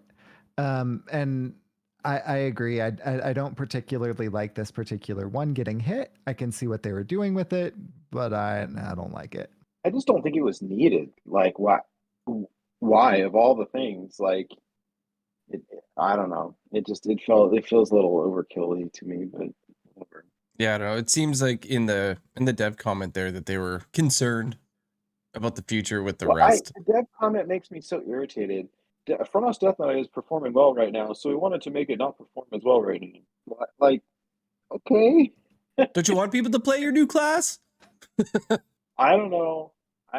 That one of all, I mean, I'm surprised that they didn't. So they said this adjustment takes away a little bit of the deck's explosive burst from hand capabilities. But like, didn't they just say deal? Like, I would have been happier if it said deal 3 damage and kept the reduction. I mean, we all know that mana reduction is what breaks the game, right? But like, that's why it gets played. So I don't know, but there's not enough cards. Like, you can't swap it out for something else because there's not anything else to swap it out for. You just have to play it, and it's just not as good. And so you have to set it up a little bit differently now. Anyways, well, let's talk about our big bad. Yes. So before we get into all the different changes on Astalor, I'm just going to read the dev comment before we discuss each phase. The dev comment says, players seem to really enjoy the power and flexibility of Astalor. At the same time, that power and flexibility has made Astalor a near auto include in almost every deck in the meta. These changes are designed to bring Astalor's power more in line with what we want from a neutral general purpose utility card like this. We still hope and expect that Astalor remains a powerful option for many decks so that players can continue to enjoy this card. So the first phase of Astalor, it's still the same mana, right? So all of the phases are still the same mana. What they've changed on the first phase is the Mana Thirst. So to be able to deal the 2 damage that Astalor does in the first phase has gone up from Mana Thirst 4 to Mana Thirst 5. How big is this? This is the most impactful part, in my opinion. To get it rolling right in the beginning. It's just that much slower. Yeah. So, if you're waiting specifically for the Mana Thirst to play Astalor, you're probably doing it wrong in general. But being able to chip away at the opponent's board while you're playing it, take away their tempo while developing your own, was super impactful. And it can still do that, but in order to get that effect, it's just slower. Whereas before, you'd kind of debate keeping Astalor if you had like a turn 1, 2, if you're on the coin 3 play. Now I think you just pitch Astalor, and whenever you get it later, then the effect is probably online by that point. But I don't think you're keeping it necessarily in your opening hand anymore, which feels weird. But it's still a powerful card. You want to draw him turn 8. Yeah, absolutely. Yeah. Maybe even turn 9. Maybe even turn 9, because then you're playing the first 2 on 9, and then the third one on the third phase on turn 10 when you want to play it. But you're 100% right. It used to be one of the best. It used to be one of the best cards in the mulligan, regardless of the deck. It was just like, all right, that's the card. Yep. Yeah. Wild perspective wise, I think he's dead in aggro decks. Like, I don't think even Shaman runs him anymore. though I've had some debates with Doc BOMD about this. He's still going to try him. Good for him. Bless his heart. I think the not dealing 2 on turn 4 was like acceptable. Now that it's turn 5, I think like for I want to get him quick doesn't work. Doesn't work in Secret Mage anymore. Doesn't work in like all the decks we were trying him in that are kind of aggressive. Maybe even Death Knight, probably not. Any kind of pile of greed though, any kind of Reno deck, any kind of control deck, I think he's gonna be fine there. I think he's okay because you have tools to buy the time, and he is still a win condition. He's still gonna deal 14 at some point, and you can double him up or bounce him or make copies of him or what have you. So like that's like in Druid, this is almost like the damage is the important part for Druid because mana is a concept is not a concept for Druid. It's just sort of like a neat, philosophical construct that they sometimes visit turn 1 and turn 2, and like it's like they have debates about it, and they say, "Is this real? Is this not real?" So they meet the mana thirst no problem, but like other classes, like I think it's great for Shaman. Free Shaman can still use it because you're still printing a ton of damage and a ton of resources. Just the Waters Shaman. Oh yeah. Let me clarify what the other 2 changes are for the other stages. Sure. Yeah. Sorry. So at 5 mana, Astalor, now if you want that precious, oh so precious 5 armor, you can wait till you have Mana Thirst 8 instead of Mana Thirst 7. If that's really what you're looking for to get the armor, but if you're just looking for getting that final phase, the final phase has changed. Now the difference here is instead of, so it's same mana cost, same Mana Thirst, but the difference is now it's going to deal 7 randomly between all enemies. Mana Thirst is still 10, but it's going to deal 14 at that point instead of the 16. So net 2 less, but yeah. But Brand Astalor doesn't kill you from full health. No, right. No, it'll do 28. No, instead of... no, but two Astalors, right? Yeah, right. I mean, so I think you hit the nail on the head, right? The decks that don't care about playing this for tempo still play it. So I still put it in Shutterwalk Shaman. I still play it in my like big greedy armored druids that will still play it, and then all of the aggressive decks that we were just throwing it in for tempo, I think cut it. Even Shaman was playing it, even Death Knight was playing it, and like I think it's just too slow. It's not what you want to be doing in that deck. I mean, it's an alternate win con, I guess, sort of, but like I'd rather play something different now. And I don't know. This was the only card that I like. This was like my insta gold craft because I knew it was busted from day one. And like I'm honestly I'm kind of sick of seeing it, and the number of times that I've died to it from nothing, from like full health to like crazy combos with this and bouncing it back and playing it multiple times and have Bran, Astalor, like enough already. Although I still kind of feel like Bran was the culprit here, but I'm so sick of this card that I'm surprised that it got printed in the first place because it's super busted. I still think the card is good. It's just too slow now to go into the aggro decks, I think. I think that I still am going to play Astalor in the aggro decks. It's slower. It's no longer an auto keep. Because whenever I'm drawing it on turn 5 or later, I'm still happy, right? Because I'm still getting the first steps tempo gain. And you can still play it before then. You're playing one card in your deck to get a 2/2, a 5/5, and an 8/8 with a really powerful effect, right? Even if you're playing it on turn 8. You'd rather hold on till 10, but if I'm playing aggro, playing it on 8 is probably fine unless I have something else to do. Aggro into aggro, it's a really strong play, especially like even Shaman Mirror. It felt very good to play it immediately, just to pick off their board, and now I've built a giant. Deal with that, buddy. Like, Exactly. So I think that I still play it, but I don't feel as good about playing it. The first step is the biggest one, in my opinion. Like I was saying earlier, the second step, like as the aggro player, they're like, like I wasn't playing it for the armor anyway. It's a little bit slower for, the decks that do care about that. And then the third step is also impactful, taking one away from the non-mana thirst and then 2 away from the mana thirsted effect. It is impactful, but it's really just 2 pings, right? Like that's not a huge deal. It really is just the mana thirst in the first step that is the big deal. And that is impactful, and you will see that. Like I said, you no longer are keeping that in your opening hand, whereas before it was an auto keep. But when you're drawing it later, it feels good to have drawn it later. So I'm still gonna play it. I think it's still good, but I'm no longer gonna be keeping it in my opening hand. There are lots of cards that I don't keep in my opening hand as an aggro player. I typically hard mull, right? Like mulligan is like one of the most integral steps in an aggro deck, right? Getting your powerful cards as soon as you possibly can. Trying to get Embiggen, right? Like hard mulling for Embiggen, etc. Right?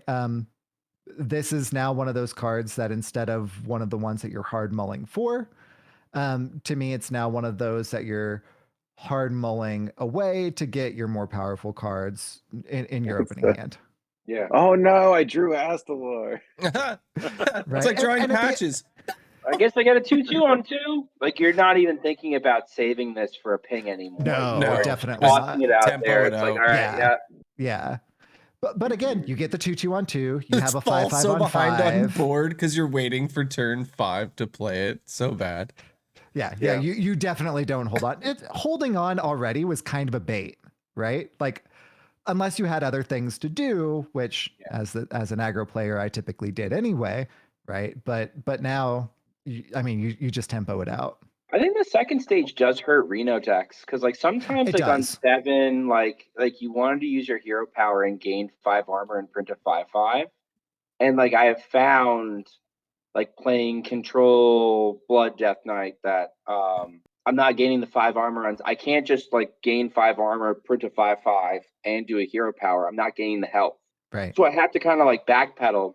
And what I really want to do on 8 as a Blood Death Knight is I want to drop my 5/5 Twisting Nether that eats a bunch of minions up all at the same time. So it's kind of like jamming up my process of like when I want to play the card and how it all kind of like holds together. So like it I think the second stage does hurt in the context of like the decks that it's relevant. All the nerfs, I guess, sort of hurt. The least impactful seems to be the final stage, just because like typically people are playing like spamming the final stage. So it's kind of like, well, it was overkill before, so now it's just a little less overkill now. Yeah. Big nerf, but still wild viable. Still definitely wild viable. And yeah, my saying that the second phase not impactful was from an aggro perspective. From a Reno deck perspective, absolutely impactful as well. Definitely good clarification. And I kept my gold one too. Yeah. I disenchanted my regular one because I had 2. Oh, okay. Nice. All right, let's talk about some buffs. Oh yeah. All right, let's I want to try to like blitz through these because we have a ton of them. Yeah, there's 18 and we've been at I it. counted. We've been at it for a long time. That I look forward to talking about, but most of them can kind of just be like, okay. Okay, Agreed. so first up, we got some Death Knight stuff, and the comment here from the devs is that Blood and Unholy Death Knight are both still underperforming in standard. Death Knight is difficult to balance because individual cards within the class tend to be very strong, but we found a couple of spots where we felt we could add a little bit of power to individual cards to make them more appealing. So first up we have is our buddy Battlefield Necromancer that we've all been playing. Yeah, right. And so this already I thought was an awesome card, giving you the 1/2. It now gives you a 1/3 with your corpse. They just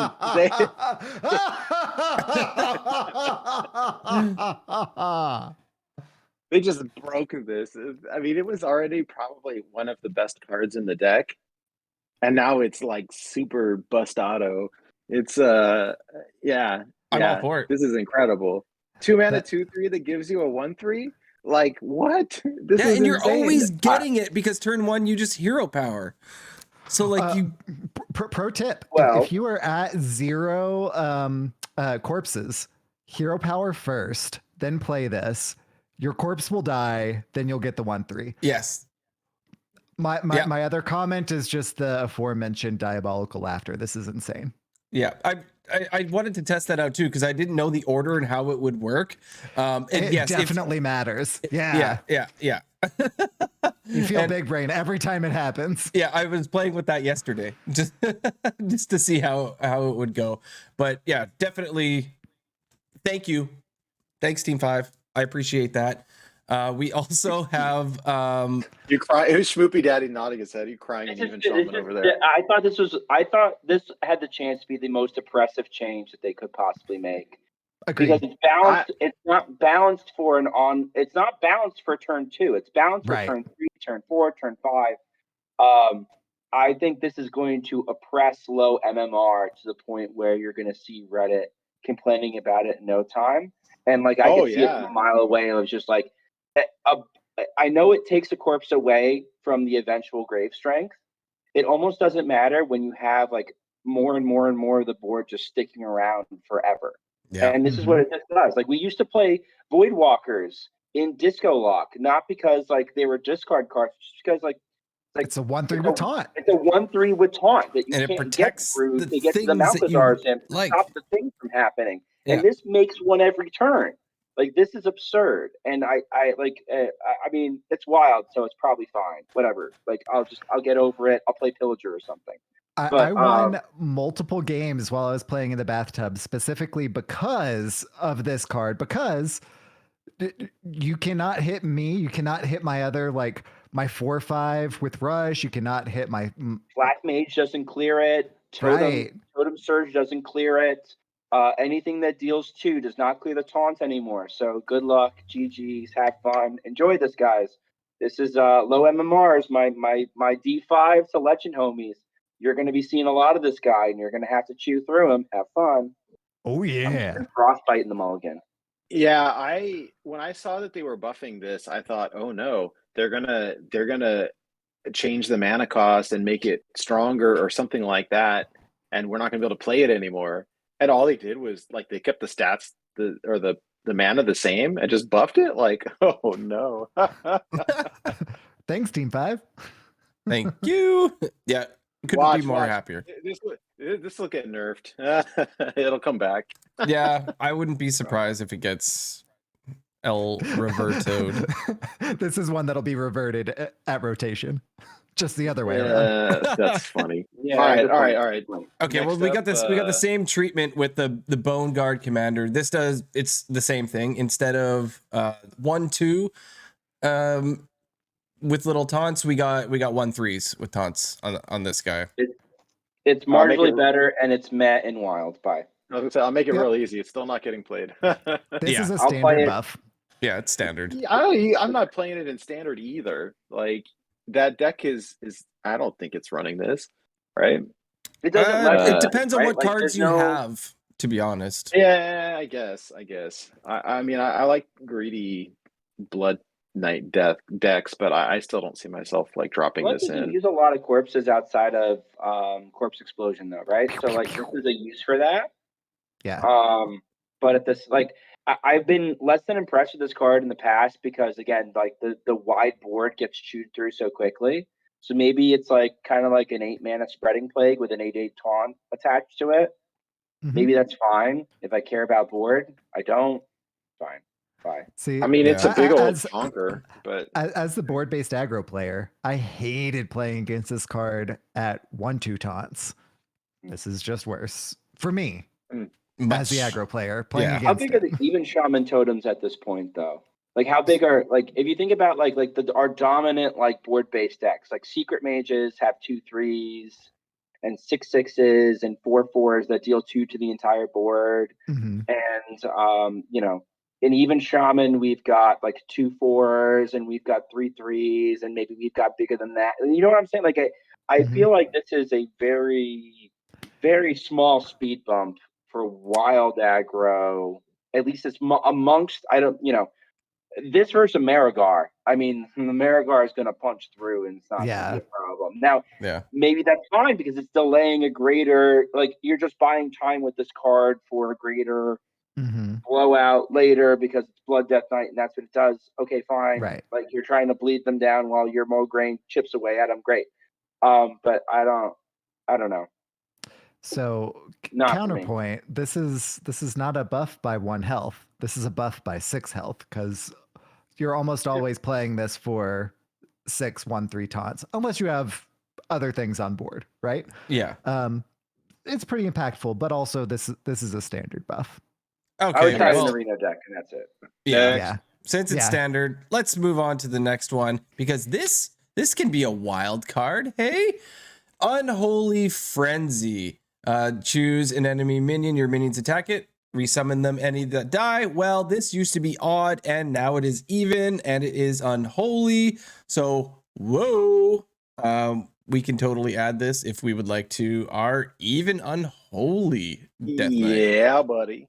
So, Clear off a big problem- minion. Your guys still survive. Like, you can go face with everything, then use this on the big guy. Your minions all come back if they die that turn. So Nate seems super More excited. importantly, you're probably building up corpse count too. Yeah. and the problem that I had with one of the issues that I was having with even Demon Hunter or Death Knight, sorry, even Death Knight was that if my opponent developed a board and I wasn't fast enough, like I just couldn't deal with it, or if they played a big giant minion, I couldn't deal with it. Sometimes there's no really AoE or something. Like this gives you a chance to destroy, hey, my even shaman plays an 8/8. This I can run all my stuff into it and then get it back, which is really nice. And so yeah, this card, I think, like we were still at like 20 cards in that deck, maybe 22, I don't know. And then there was some variables that you could tweak the deck however you wanted to, and I saw a bunch of different versions of it. But like, I'm just going to add this now, and cut some card that was just placeholder. Like, heck yeah. So It's good mirror tech. Sorry, go ahead, Chief. I was just saying it's good. It's you can kill a Bone Guard with this and not have to worry about the 1/3 taunt. yeah. I don't know that I'm gonna play this and might even DK. Because while I keep my board while still like getting rid of their board, it's so reactive and I want to be more proactive, right? Like yeah, my minions get resummoned, which means that I get more corpses, which is good, but I'd rather just kind of go face, if that makes sense. Now if they have a taunt, if they have a dirty rat, etc., like yeah, there are definitely cases for this. But if I'm facing a board of marginal minions and I draw this versus if I draw something more proactive, if I'm more proactive, then I don't need this, right?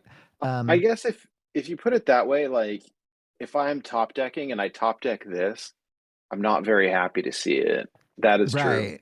Exactly. So I think that this will see play and even Unholy Death Knight, and it'll perform decent. And I'm not saying that it'll perform negatively, but I probably won't run it in my particular build. I will try it and get back to you. I'm gonna run it in mine. I look forward to hearing how that goes because I love being proven wrong, especially about archetypes that I love. Well, Invincible the deck value. hasn't I don't think that the deck has settled yet. I ran into this big Agreed. patch. I was saying last week, like I played this deck until like D3 and then hit this big patch of control and fell back to 5 and then switched to Secret Mage. And there were a bunch of greedy players that would drop like a giant taunt, Dirty Rat, or like Vargoth into the like 5/10 or whatever, and it was backbreaking. And so something like this to be able to clear the big taunt and get all my stuff back, I think would be great. It definitely feels like a utility card or a tech card. Yeah. But I felt like the deck wasn't quite optimized yet, so I'm okay. Like I want to try it and see it, and maybe it gets cut, but I definitely want to try it. Yeah, I feel like if a lot of the Death Knight health minions health like breakpoint was at 2 instead of 3, then this would be a much more impactful card for things like Vargoth and Dirty Rat, like you were mentioning. But a lot of the Death Knight, especially even Unholy, especially with the recent buffs, breakpoints are 3 rather than 2, and a lot of the things Yeah. that I would want to kind of clear to get through are at 2, like Dirty Rat. So that's kind of if if my minions were worse, this would be better. Is what I'm trying to say. You know, so there was a time I mean, I guess it doesn't really help. I wish that there was some kind of AoE or board clear for this. Like I had a giant board and then Druid plays like a spreading plague, Mhm. and you're just screwed pretty much. I mean, you could run all your stuff into something and then you could play this, but like it only targets one thing, right? Right, right. Not everything. And so it's only good for like single target removal. So I don't know. Maybe you're right. I'll try to let you know. I mean, Yeah. I mean, I'm okay. I Like, think it's definitely worth experimenting with. We'll go And from there. Schmoopie has an idea for said experimentation. All right, so let's say I'm playing in that like aggro belt that is like Mhm. D5 to, I'm gonna say, let's say 700 legend, Mhm. right? Which Sounds is about pretty right. big swath. Yeah. Would you say that even Death Knight plays against even Shaman fairly regularly? Yeah. Okay. This into Thing from Below. This into Totem Goliath. This into one of the big, like I'm in a face race against an even Shaman. I'm kind of battling for board. My stuff's kind of damaged. I can take out one of their big threats, while also rehealing my stuff so I can make more trades later. Mhm. I think there's a lot of utility for this in an aggro v aggro meta. Now, is this going to make the cut in like a top 200 list? Probably not, but I don't know if that's necessarily a function of it being bad so much as a function of, in that meta, you tend to have people who want to play more off board or more greed and less face to face, roll down our sleeves, let's rough up each other kind of on board kind of thing. They just tend to play off board, right? Like it's a crap pillager card, but it's great yeah, into other board based stuff. Not necessarily all that good into like, let's say, Pirate Rogue, right? Like Pirate Rogue doesn't make anything big that you can run all your stuff into and kill it and then resummon it. But this is going to be a godsend against. I could see this being very, very good into Big Priest, right? Mhm. Like you can chew through some stuff and then do some more things and then buff your stuff. And now you don't get to go face the same turn that you do that, but at least it's like, I don't know. It helps reset the corpse counter, and like I said, it helps reheal your stuff and go from there. I don't know. Mhm. Those are my thoughts. It's like getting ahead of even Shaman, which I think is going to be a main contender for the deck. This is good utility for that. Yeah. I can see that. A lot of that, the board aggro versus board aggro is fighting for that board like super hard. And if I'm having to rely on this to take care of some of those big threats, I've probably lost. That said, if they play one of those big threats and I have this to rely on, then I'm really happy, right? So that one card, kind of to your point, that one card can take okay, I've kind of lost the board to okay, I've actually won the board now. So I can see that. I still don't know that I'll play it, but your point is very sound. My there were perspective is games. kind of like a third and fourth copy of Plague Strike. You Mm. can make the trade you want to make, and then you can kill something you want to kill. So Yeah. what you're saying is when Necrotic Mortician's pool is being diluted, then Unholy Frenzy will really shine. Probably. Like honestly, like I would cut things that I would cut. I would cut like School Teacher from like Mhm. placeholders like that from the even list in a heartbeat for something like this, because that was always going to be a high roll off the School Teacher anyway, right? Like you love when your Nogling pulls this particular card in a lot of cases. I don't, at least in the aggro v aggro matchup. Yeah. I don't know. I That's feel where like my mind's eye sees it. whenever the Death Knight pool gets deeper, we were always going to cut Necrotic Mortician and School Teacher anyway, right? Yeah. Because right now, where those cards really shine are because Small pool, our yeah. pool is so small. And whenever the pool's larger, we'll have more things to slot in for them, right? Unholy Frenzy may be one of the things that goes in that spot. It might not. We'll kind of have to see what the pool is like whenever it's deeper. That's what I feel like I was seeing a small handful of cards at the top end of that deck, and there was people experimenting with different cards, and one that I kind of enjoyed was Sylvanas Unchained, because Yeah. you had stuff die so frequently that it was so easy to proc, and I didn't care about taking Yeah. control of it, but there were so many games that I would play against. Very, very common matchup was even Shaman. In fact, my Legend run 50% almost Shaman, and sometimes if they played, the thing from below or Mhm. a Gigatotem or whatever, it was like, oh no.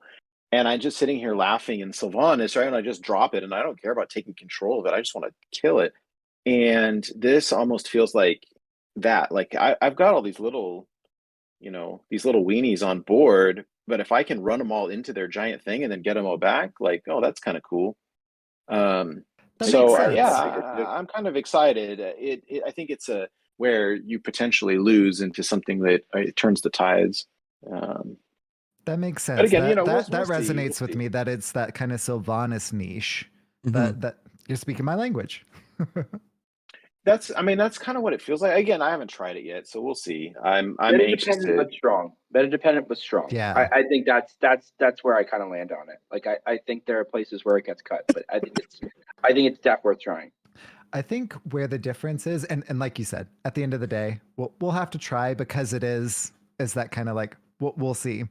The big difference between like Sylvanas and this is that Sylvanas, whether it's taking it or destroying it, I can destroy a taunt and go face. True. With this, I can't go face afterwards because they just died and then they have summoning sickness, right? So Yeah, if it's a taunt, you're screwed. If not, your you can still go 1/1 face. ghoul will still go face. that's true. My 1/1 ghoul token can go face. So I think we'll have to play around with this. I think that this has given us a lot of discussion and a lot of things to ponder. And I like when there are questions like this. This is fun. Yeah. Yeah. Well, Okay. all right. Nate just inspired me. This plus Grave Strength plus you made a ghoul, so that's a 7-mana combo, right? You've not only removed a taunt, but you've also printed a Soulfire and you smack it them in the face. Would the grave strength would that buff maintain through the resummon? No, I'm saying no. Oh, you'd play it buff them afterwards. afterwards. You're just buffing well. Grave Strength is a permanent buff anyway, but I'm saying Right. not after they die. I'm saying you'd use Grave Strength mainly for the ghoul because the ghoul has charge, Mhm. and then you get 4 in that way. That could be cheeky. That could be relevant because that deck gets close often, right? Yeah. Like it's always kind of like thin margins as far as like when you get there. Now, thin margins is what aggro's all about. Yeah. I like it. Anyway. Okay, Sorry, we got lots of cards, Nate, so fine. I feel like that was the biggest one. So yeah, Yeah. All right. Time for blitz mode. yeah. Okay, so I haven't even seen before. here's a druid sure. card that I've never Some played druid before. card. It's called Wither. It is now 1 mana instead of 2 mana. Sweet. No, anyway, it reads: choose a minion. Each friendly undead steals 1 attack and health from it. So if you're playing an undead druid, cool. Your card is now cheaper by 1 mana. I tried Embiggen undead aggro druid and it wasn't that great. Wither was one of the best cards in that deck as it was. Wither now just got a little bit better, but the rest of that deck still sucks. So there we are.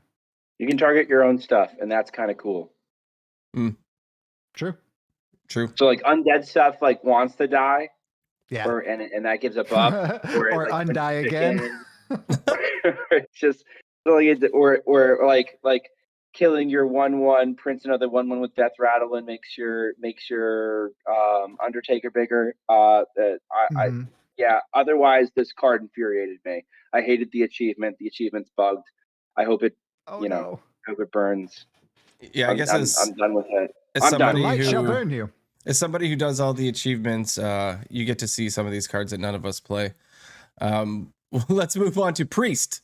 Mhm. So Bone Caller used to be 2 attack 4 health. It is now 2 attack 5 health. And let's remember it has taunt, so it is that much more annoying. I Uh, didn't play it before, and I ain't playing it now. Our Shadow Priest is still not going to play this. No, agreed. So This standard. is fun to play. What's the reborn 4-mana card from Olddoom? Yeah, I know the one that Bone Wraith. kills Bone Wraith. Play Bone Bone Wraith. Wraith. real Into 3 damage. Mm. or Into something. Pirate Rogue. Play Bone Wraith. They cut through the Bone Wraith. Play this. This prints Bone Wraith. You beat the Pirate true. Rogue. It's niche card. You're not going to see top meta play. That's my only positive thought. Bye bye. That sounds like fun. All right, cool. Well, let's move on to the next Priest card. The Haunting Nightmare. So this one, old, used to be 3 attack, 3 health, Death Rattle, haunt a card in your hand. When you play it, summon a 3/3 soldier. Now it is 4 attack, 3 health, Death Rattle, haunt a card in your hand. When you play it, summon a 4/3 soldier. So it went up in attack, so it's now aggressively statted, and the Death Rattle is also aggressively statted instead of just being little 3/3s. Our Undead Shadow Priest probably will play this. That's pretty neat. Yeah, Schmoopie disagrees. I still No? think it's pretty neat. I think it's I think neat. the undead Death Rattle version of Shadow Priest sniffs this, tries this, realizes it's too slow, doesn't like it. I've played it in like a control version, and it's kind of neat because you're playing control tools while also printing board tempo, which is good. Mhm. I think that's what it's more meant for, Mm. because like this pollutes Raise Dead, this pollutes Res Effects, this pollutes a lot of stuff that like, I don't know. It's a little 3 mana is hefty for Shadow Mhm. Priest. Like you need some other benefit, like, oh, I'm gonna be dealing extra damage and stuff. No, I don't think our Shadow Priest plays it because like you can run stuff like Crooked Cook or whatnot that draws cards that's more important for the deck. But it's a cool card. It's not, I won't call it weak, but it's not seeing meta play. That makes sense. I like the artwork. I like your face. It's fun. It's a good buff. Like it's a fun card to use. Yeah. I mean, it is a I good buff. packed this next one in golden, so All right, let's talk about this next one then. I have this one in regular, golden, and signature. So High oh, Cultist same. is now 1 mana cheaper. So the battle card in this one is Resurrect all friendly undead that died after your last turn. It's now 1 mana cheaper. I mean, I like it when they make something 1 mana cheaper, but it's not something that I've been playing. So So, to be honest with you, I haven't played Priest in like 6 months, so so standard Undead Shadow Priest plays this. okay. We don't in Wild. I've never That's seen all I this. got to say. I've seen Yeah. this card played once. Poor Lee Acer had his whatever the Death Knight Thorsan is, had it stolen. It died. The second form died because it has Reborn, right? So it died Mhm. twice. The opponent played this and brought 2 back, and that was the sickest application I've ever seen of this. Well, that's Considering clever. that's not repeatable, this card sucks, and that's me saying it. I like to see the upside of all sorts of cards. Again, it might be neat, like where like you run your board in and it dies, and then you drop it down. Oh, you got 3 of them, Nate. I'm so sorry. Nate, I'm so sorry. I know Lee is in chat right now, emoting, remembering the moment, having to be sad about it all over again. Listen, Lee, you can hit the water closet. Maybe that'll make you feel better. I don't know. I just Lee talks Canadian. When he says he hits his water closet, I'm worried that he's like hurting his fist or something. I don't know. Oh, jeez. All right. But yeah, we can move on from this one. Let's move on to Dakan Drathir, if I'm saying that correctly, is now 7 mana instead of 8 mana, and that's the 6/6, that is lifesteal at the end of your turn. Deal 6 damage to the enemy hero. It is now odd. It is not even. I don't know where this fits. But cool. They made it cheaper, and I like doing damage to the enemy hero. Better You as an know, even I've card. just I was gonna try it I was gonna try it in even yeah, law. I agree. Better as an even. It could have gone in there. I've discovered this a couple of times, and it has felt strong when I played it because you're doing damage and healing, but like it doesn't really fit anywhere. I guess I could jam it into like Reno Lock or something, but I agree with SchmoopieDaddy. Like as an even cost, it's way Mhm. better. But even then, the mana cost is so expensive for Wild that like I don't see where it fits anywhere. Which is a huge health swing, right? It's like deal Yeah. 6, gain 6, which is why the mana cost is so Yeah, expensive. So but like a good and card, it's no like home.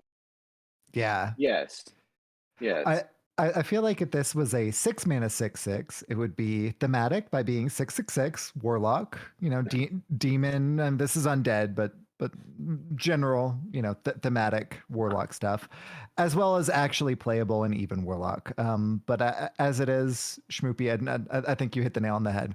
Cool card, no home. yeah. All right, yeah. That sums it up pretty well. Cool. Next card, Infantry Reanimator, has gone from 6 mana to 5 mana. Its battle cries: resurrect a friendly undead minion, and give it reborn. Okay. Yeah. Right. Pretty much how I feel. I got nothing. Okie dokie. That's all I got to say about that. All right. So I'll have to call Java. Java will tell me it's good. Demon Hunter, Okay, this one. Vengeful Walper. Nate, you so- need Demon Hunter wins. We have a deck for you. okay. Yeah, So you know what? I it is now actually 6 mana. It used to be 7 mana. Go. all right. So I lost to this. I thought it was a meme, right? I've lost I to this played too a against lot. I played against the Demon Hunter in Wild on my Legend climate. This is a secret mage. I don't know. Maybe it was his even death. I don't remember. But I saw. I was like, what? And this opponent was playing all these outcast cards, and I was like, what is this? This is garbage. This is someone playing their achievement deck on ladder. And then I lost. And I was like, wait a minute, wait a minute, wait a minute. This 5/5 rush for 0 mana, like, and they were getting copies of it, and it Demon, just like copy with philosophy for our viewers. You can't see the tag. That's right. I got wrecked. So maybe it's not a meme. Like No, I didn't know what the heck I was facing, and it was pretty brutal actually. I mean, it's And just so one of having those this cost even more mana less. cheat cards, right? Like, those are good. So I mean, here's the thing, right? Nobody plays Demon Hunter in Wild because it's not good. Like it used to be okay, and then it just got hit so many times that it's not very good anymore. And so when I saw all these outcast cards coming out of nowhere, I was like, what is happening right now? I'm just you didn't gonna kill like, the 2/3, did you, Nate? You left the 2/3 alone. you know what? I don't think I could. Because they kept. Yeah, well, I don't remember what happened, but like I got. I couldn't kill it for whatever reason, that's how you die. and just got absolutely not killing trampled. the Yeah. 2/3. No, this is a real deck. I think it's at least tier 2. I'm not going to call it Can- tier 1 because I don't know Whoa. if it's Can dominant. can you send me the list? I want to take a look I at it don't know because what it the was. list is, but I tell you what, the only time I've really beaten it, I was playing Pillager Rogue, and I was playing against Hopper. Hopper hit me with 1 mana burn, and I couldn't combo, and I had an evasion, so I could buy a turn. And then he proceeded to draw like 5, 6, 7, 8 more cards in a single turn, digging for the second mana burn. I swear, he went from like 15 cards in deck to 5. The mana burn must have been like buried in there deep. He could not find the last mana burn to finish me off, but I had no chance. This deck makes a lot of stats quick. It basically prints a River Croc that prints more Outcast cards, and the majority of Outcast cards, at least right now, are pretty good. Everybody hates the 4/4. You get the 4/4, you cry. But no, I think this is a real deck, and especially when you start weaving in Demon Hunter, Natural Disruption, and face damage. No. This is your. If you're looking for Demon Hunter wins, Outcast Demon Hunter. It's fun too. because the like it's RNG, but it's somewhat controlled. You know what options to look for. And one last selling point, it can discover consumed magic, which is very helpful these days when you're playing against disco locks that are discarding soul barrages. So that's it. No, I can't. This is going to be a new archetype. This is going to be wild relevant. I believe it to be a strong deck. I'll put myself on the line there. I've lost to it too much against good players to think the otherwise. It's a player. It's here. So for our listeners at home, Vengeful Walloper's text reads, Rush costs 1 less for each Outcast card you've played this game. And before our conversation tonight, earlier, today, etc., I read for each Outcast card you've played this turn. This game is much different, and this changes my entire view of the card. So thank you very much. The card does not have to be Outcast either. Like you can just play the Outcast card just has to have Outcast on it. Doesn't even have to go off. That's nuts. Cool. Very cool. No, it's good. It's good. Very Yeah. cool. I thought it said this turn, and I was like, I mean, this game, completely different card. Completely different card. And you'll see it trickle down. I can kind of like sniff around a list maybe, but I know there's Corb has a list that's a little bit like, it's kind of fusing the new standard cards that are all like empty hand plus Outcast. So like a big part of Outcast, right, is like manipulating your hand size management and like where things are positioned. So having the cards like Dispose of the Evidence that like remove a card that's problematic out of a spot, shuffle it into the deck, and it's probably an Outcast card, but like one that you want later, or what have you. Just you don't want it where it is right now. Allowing something to shift into a more favorable position while still like getting face damage in, while still drawing cards with the new glaive weapon that's cracked in half. They made it a 3/2 draw, so that your hand is full, or your hand has 3 cards, whatever it is. No, he's kind of going with that route.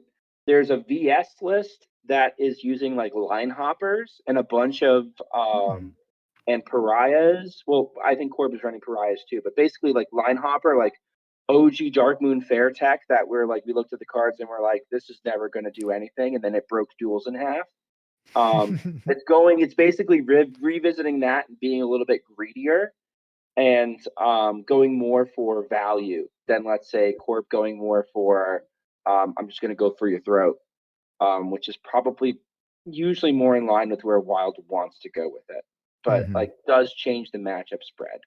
So like I'd say either of those lists is worth trying out. It's an incredibly fun archetype. Sounds fun. Very fun archetype. Sounds kicking we'll around. have to homework for next week is try to find a deck list and maybe we can talk about it more next week. That'd be great. Done. All right, well, let's move on to Mage. Sheep, you said you wanted a meh buff. Well, here's a meh buff. Energy Shaper used to be a 4-mana 3/5 that red transform all spells in your hand into ones that cost 2 more. They keep the original cost. Now is 3 mana, so 1 less, and it's a 3/4, so it's lost 1 health. So this is, a card that kind of reminds me of when it standard spell mage, when you had a smaller pool, you knew kind of what you were going to evolve into or upgrade into when you have that smaller pool. In something like Wild, this is basically garbage because you have no idea what the heck you're going to get and doesn't really slot into anything unless you want to play some fun casino magey stuff. Counterpoint, I hate Open the Waygate. I can just see this being played in Open the Waygate and me being very, very upset. And it not being good, but me still being very upset. Because coins that cost 0 now are actually going to do something because they're 2. Yeah, I can see that. I guess. I don't know if it's worth the slot. I'm not saying it's going to be good. I'm saying I'm going to be grumpy when it happens to me. If they're coins, you just play them, though, right? Yeah. So like it'd be like your first flame is no longer a first flame. Now it's a 3-cost spell. Right. But they only have to pay 1. It's another ice block. It could be. It's another ice block. Oh gosh. Relevant Energy Shaper does not need to be it doesn't maintain it specifically being a mage spell. It can be any class. So thus making it even more casino-y. Take a lunacy on a stick. Right. It's Yeah. probably a good standard card because you can probably manipulate the pool where you have like decent made spells that turn into probably broken other spells. This will be really good next expansion. This card in standard. Yeah. Because the spell Pool will will be be at its small. Yeah. It's a crap card I'll throw in my casino mage in wild. All right. Mhm. Maybe this Well, will take us. hey, can we give we'll a run one spell slinger in one of these. Great, fine. can we give a big shout out to Robot Killer? Thank you. Shout. Right. Hey, thank you so much for the list. I guess Corb was playing Outcast Demon Hunter in stream earlier, and Robot Killer found the list and shared it in chat. I just copied and pasted it and threw it in our Discord under the Demon Hunter channel as well, and we'll check it out later. Thank you so much. That really is helpful. You probably just saved us a couple of hours worth of of internet digging, and so I really appreciate that. Thank you. I'll look at it later, but very much. okay. Yeah, all right, this looks fun. We'll have to try this out. Okay, next mage card, Vast Wisdom. Discover 2 spells that cost 3 or less. Swap their costs. Used to be 3 mana. It's now 2 mana. Yep. That's a thing. Yeah. Like, sure, You you can get a 3 and a 1, and you can swap them and pay more for one and less for the other. Cool. Meh. And mage secrets are 3. All of a sudden, you can discover a mage secret, and it's cheaper. You can play Ice Block is a mage secret. You can play it for 1, but Get Me. I was playing this in Secret Mage yesterday, and it was okay. it was okay. This thing's real home is in Quest Mage, Yeah. Yeah. right? Where you 'Cause- can discover a 0 mana biscuit, or you can like do something truly degenerate because the pool isn't that big. This is, I think, a great Reno Mage card because I think Reno Mage is no longer LPG. I think LPG is a trap. If you're building around LPG, you're building for your deck to die. So a lower curve, value based, still curating your spells, but kind of like a Reno Mage, like what NHL has been playing. I think this slots right in. This is a good card. Good card for 2 mana. 3 mana, it's a bit of a meme. 2 mana, no, I believe in this one. Mm-hmm. Right on. I mean, cheaper equals better. Well, and Yeah. especially Yeah. Open Oh, the that's Way right. Gate. This one, I hadn't played Mage in a bit, and I know NHL's got some lists that are pretty spicy. Yeah, I may have to look into that. This looks fun. I think of all of them, this one we'll have to look into a little bit. Yeah. Especially with Open discovered the a Way 1 Gate. mana Conjurer's Calling off of this spell in Secret Mage. It's a normal Secret Mage. He was running 2 copies of these. He thought it was cracked in half, and that's what made my big shout out moment where it's just like, well, you can devolve, you can split the six in it. So like this produces a significant amount of jam. I thought Conjurer's Calling isn't that the one that discovers the 2 cards, right? No, Conjurer's Calling splits a minion into 2 minions of the same cost. Yeah. And it costs 3. Yeah. This one in particular, with Open the Way Gate, you discover 2. They're cheap. One of them will be even cheaper than the other one, and way cheaper than it should be. Just fantastic. This is post patch. I was seeing all Quest Mages top 200 playing this. Yeah. Well, while the other one is the one that I'll be upset about, this is the one that will quietly be doing the work, and I won't be upset about, but I should be. Yeah. Okay, well, let's check out what they have for Paladin. They got 1 card for all you dragon lovers. Time Warden has changed from a 4 mana 3/5 to a 3 mana 3/4 spider tank. Its battle cry remains the same until the end of your next turn. Dragons you summon gain taunt and divine shield. I was not playing this card. I don't know if anyone was playing this card. Dragons are too thick. This doesn't make any sense. Standard was playing this card. It was good in Standard. It'll be even better in Standard. It's not for us. No. No, unless you have some weird quest where you need to play some dragons and you have lots of dragons, and this is a cheaper dragon now. So sure, play it when you want to play a dragon quest. You got it, dude. Happy Nas Day. Happy Nas Yeah, Day. there you go. All right. Oh man, I've never actually had to read this name out loud of this card. How do you say this? Asvedon? Is that right? The Grand Shield? Sure. Yeah. Sounds good to me. Okay, so old used to be, so this is the legendary in Warrior, and it used to read 3 attack, 3 health, battle cry, cast a copy of the last spell your opponent played. It is now 3 attack, 4 health with taunt. Battle cry, cast a copy of the last spell your opponent played. Okay, so it's got 1 more health and it has taunt. And it, It's so good after Open the Waygate, guys. I was gonna say you could play it after Open the Waygate, but you're probably dead already. Don't think about it too hard yet. No, this card's crap. Yeah. Hey, so this much is that I another one of didn't those- even know how to read the name because I don't think I ever read it before. Oh, Nate Oh has no, they 3 had of 3 them. of them. I think where it could be good in standard, they do like mages do a lot of like, hey, let me summon a lot of like minions, right? Let me summon a lot of minions from spells, kind of thing. Like if you ever have like in Wild, there's a meta where you're summoning a lot of like stats from spells. You're cheating it, but that's just not how we like. We play minions cheaply. We don't, we don't summon value from minions. So like, I don't know. Yeah. I don't Next. see a world where this sees played. It got buffed because it's a signature card and they want people to play it. I mean I'm being a little facetious, but like I don't know. You're not wrong.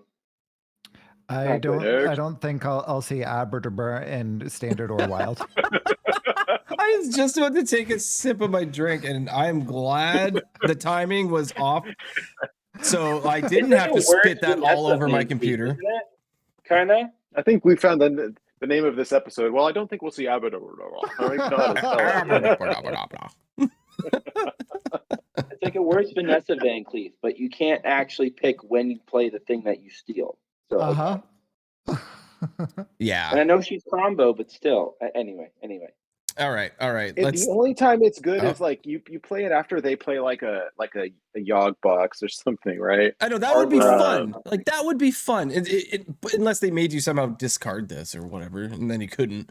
But yeah, I get that. That's the moment where it's like, oh yeah, look what I can do. All right. What else we got? Okay. There's one wild. Hold on. So disruptive. Not this one. not this one. Disruptive Spellbreaker. It's a 5 mana 4/6. It used to be a 5 mana 4/5. It reads at the end of your turn, your opponent discards a spell. So sure, here's your tech card against spell people. Reno Warrior likes this. The quiet one is happy, and maybe Odd Warrior. I mean, it's kind of neat. I imagine you've like never seen this card before, and someone plays it and you discard your win condition. I mean, I would. The stats are not bad. I would probably play it in like Odd Warrior. I guess. You got to discard 46 more spells with it, so I guess I'm going to be playing it. Oh gosh. At least it won't be as bad when you do. Oh no. Yeah, exactly. Well, it's harder to kill. Actually, that's a really like good point though, because with the 6 health, it's that much more sticky, so it's more likely to discard more than one. Might live a turn now. So that's a thing. All right, well, next. Let's move on to the next card, and that is. What is funny though is when it does discard a spell from your hand, that does proc a draw from Malthazar's Imp. That is relevant in our format. Oh, that is relevant. So wow. Unlucky. All right, the next card is The Last Stand. This changed a lot.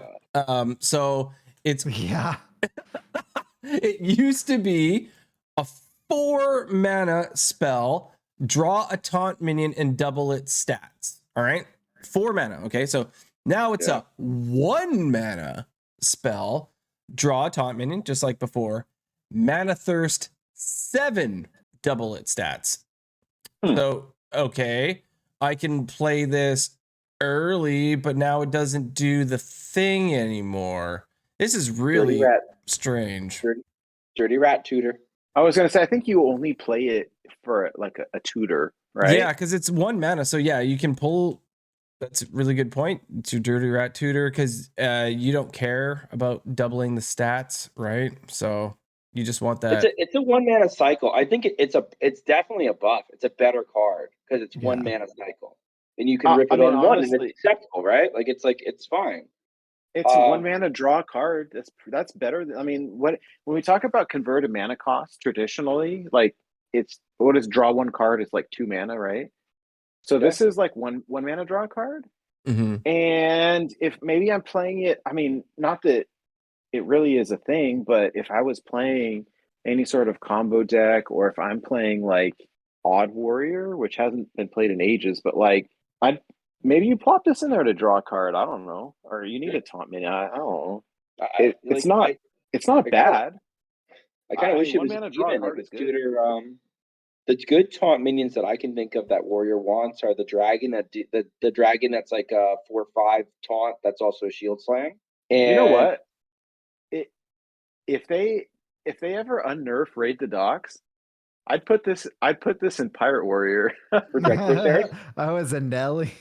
Does this ever bring But back? Nelly does this ever doesn't bring have back, Sword taunt. No, Eater? Nelly doesn't have taunt. Just the pirate ship No, does. but not necessarily for Nelly, but like the pirate that had taunt that gave you a fiery war axe, right? Yeah, Sword Eater Like- Oh, yeah. Sword Eater, Corsair, right? or There's a couple of Dread Corsair, like just to finish your quest faster. Like it's a 1 mana draw card. You could get a 0 mana taunt with it, right? So well, if how you often have a do you weapon really up. have a? It's not like Dread Corsair is never really 0 mana with Pirate. Warrior, That's right? more of a rogue thing. But Yeah. all the same, it's like it's cycle a card. No, and it's not wrong. It's cycle a card. It's tutor a card. Like Yeah. I think if there's Cycle ever a and specific tutor. taunt you want, this is Reddit would have you think this is a nerf. I think this is directly a buff. The upside, the Mana Thirst 7 is just to stop it from being cracked out of its mind. I mean, you could probably make it Mana Thirst 5 and it would be fine for a while. 4 would be pushing it. But like, 7's just to make sure it's not oppressive in standard. No, I think it's a better card. I'm okay with this. Yeah. I wasn't going to play the first one. I won't play this one either, but it is a better card. I might play this one. All right. I understand it's a better card. It is a better card. I agree. It's one of the stranger changes that I've seen in a while. I played it in Taunt card. Quest Warrior. We all know is an oppressive meta deck. Anyway, what's the next card? All right. So the next one is an old favorite. It got some love. It's not quite back the way that it used to be. And that is Nelly, the Great Thresher. So as we know, it reads, or used to read lately, Death Rattle, add Nelly's pirate crew to your hand. They cost 1 less. That word less didn't used to be there, by the way. It used to just read they cost 1. Rip. Anyway, they have buffed it to now that they cost 2 less. So that's cool. Hopefully, I mean, you get some cheap ones you can throw out there and maybe make a cool turn. Throw out some 0 mana stuff, 1 mana stuff. I don't know, but it's just not the same. I really hope we see this back in its original incarnation one day, because it's not enough for me to play I've this played card. so much Quest Pirate Warrior. Yeah. Like I played it nonstop for like 3 months. Yeah. One of my like favorite days in Hearthstone was when the what was it, the Dead Mines or whatever mini set came out. Yeah. And day 1, I crafted Golden Smite and Golden like Defias Cannoneers and just sailed to Legend. Like it was incredible, and it was so busted. And this is like, I don't know, they massacred my boy. I'm so sad. I'm so sad that Like, and I don't know. I'm always such a greedy player, and now I love the aggro deck so much though. Pirate Warrior and Pirate Rogue, like my favorite, and Pirate Warrior is so unplayable now because the quest is bad. And so like, okay, cool, they buff Nelly, but like it doesn't make the quest any better. The quest is still terrible. So I don't like. Cool, you just throw this in your Odd Warrior shell. Well, and to kind of yes and what you're saying, Nate, like this is better than nerfed Nelly, But but I mean, like how still good not is it playing though? Yeah. I mean, it's a value engine. Like you throw it in a control deck, I guess. But like, I don't know. I'm too old to play 30-minute games now. Like I don't. I My biological clock is ticking. I don't have time for Time's that. a We're gonna ticking. take Come a on. nap. ain't nobody got time for that. Oh gosh, no. I just like okay. I have a golden Nelly, so that's Same. nice. I like the Same. card.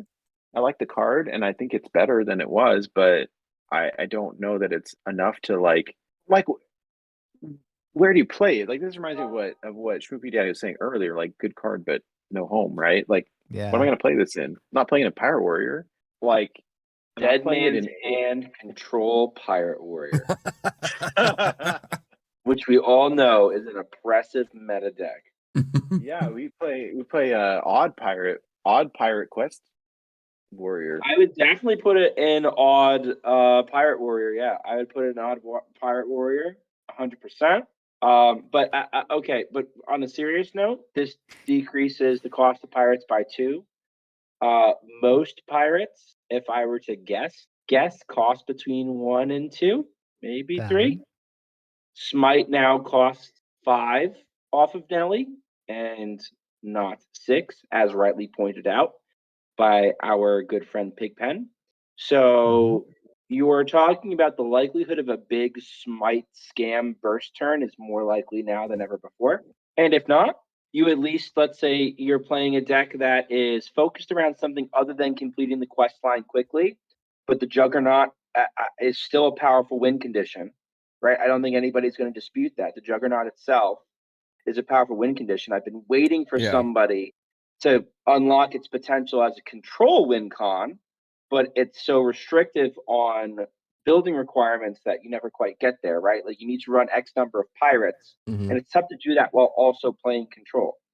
I think this buff to Nelly makes that a little bit more viable, and so I will sit here and huff my copium and say that I think that Nelly in that kind of deck is a good fit.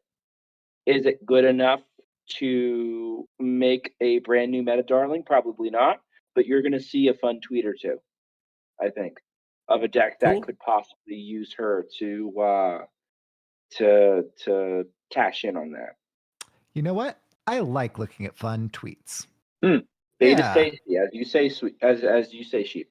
Bait is tasty, and I think Nelly's going to be the basis for some good bait. Mm-hmm. All right, we got one more. The final buff, also a warrior card. You guys ever play this card? You know, it's that one. Yeah. It's yeah, right. So this is the sweet one that turns into a weapon. It is I can't pronounce it. Remornia? Is that right? Yeah. The living blade. So anyway, it used to be 7 mana, still is. 4 attack, 10 health.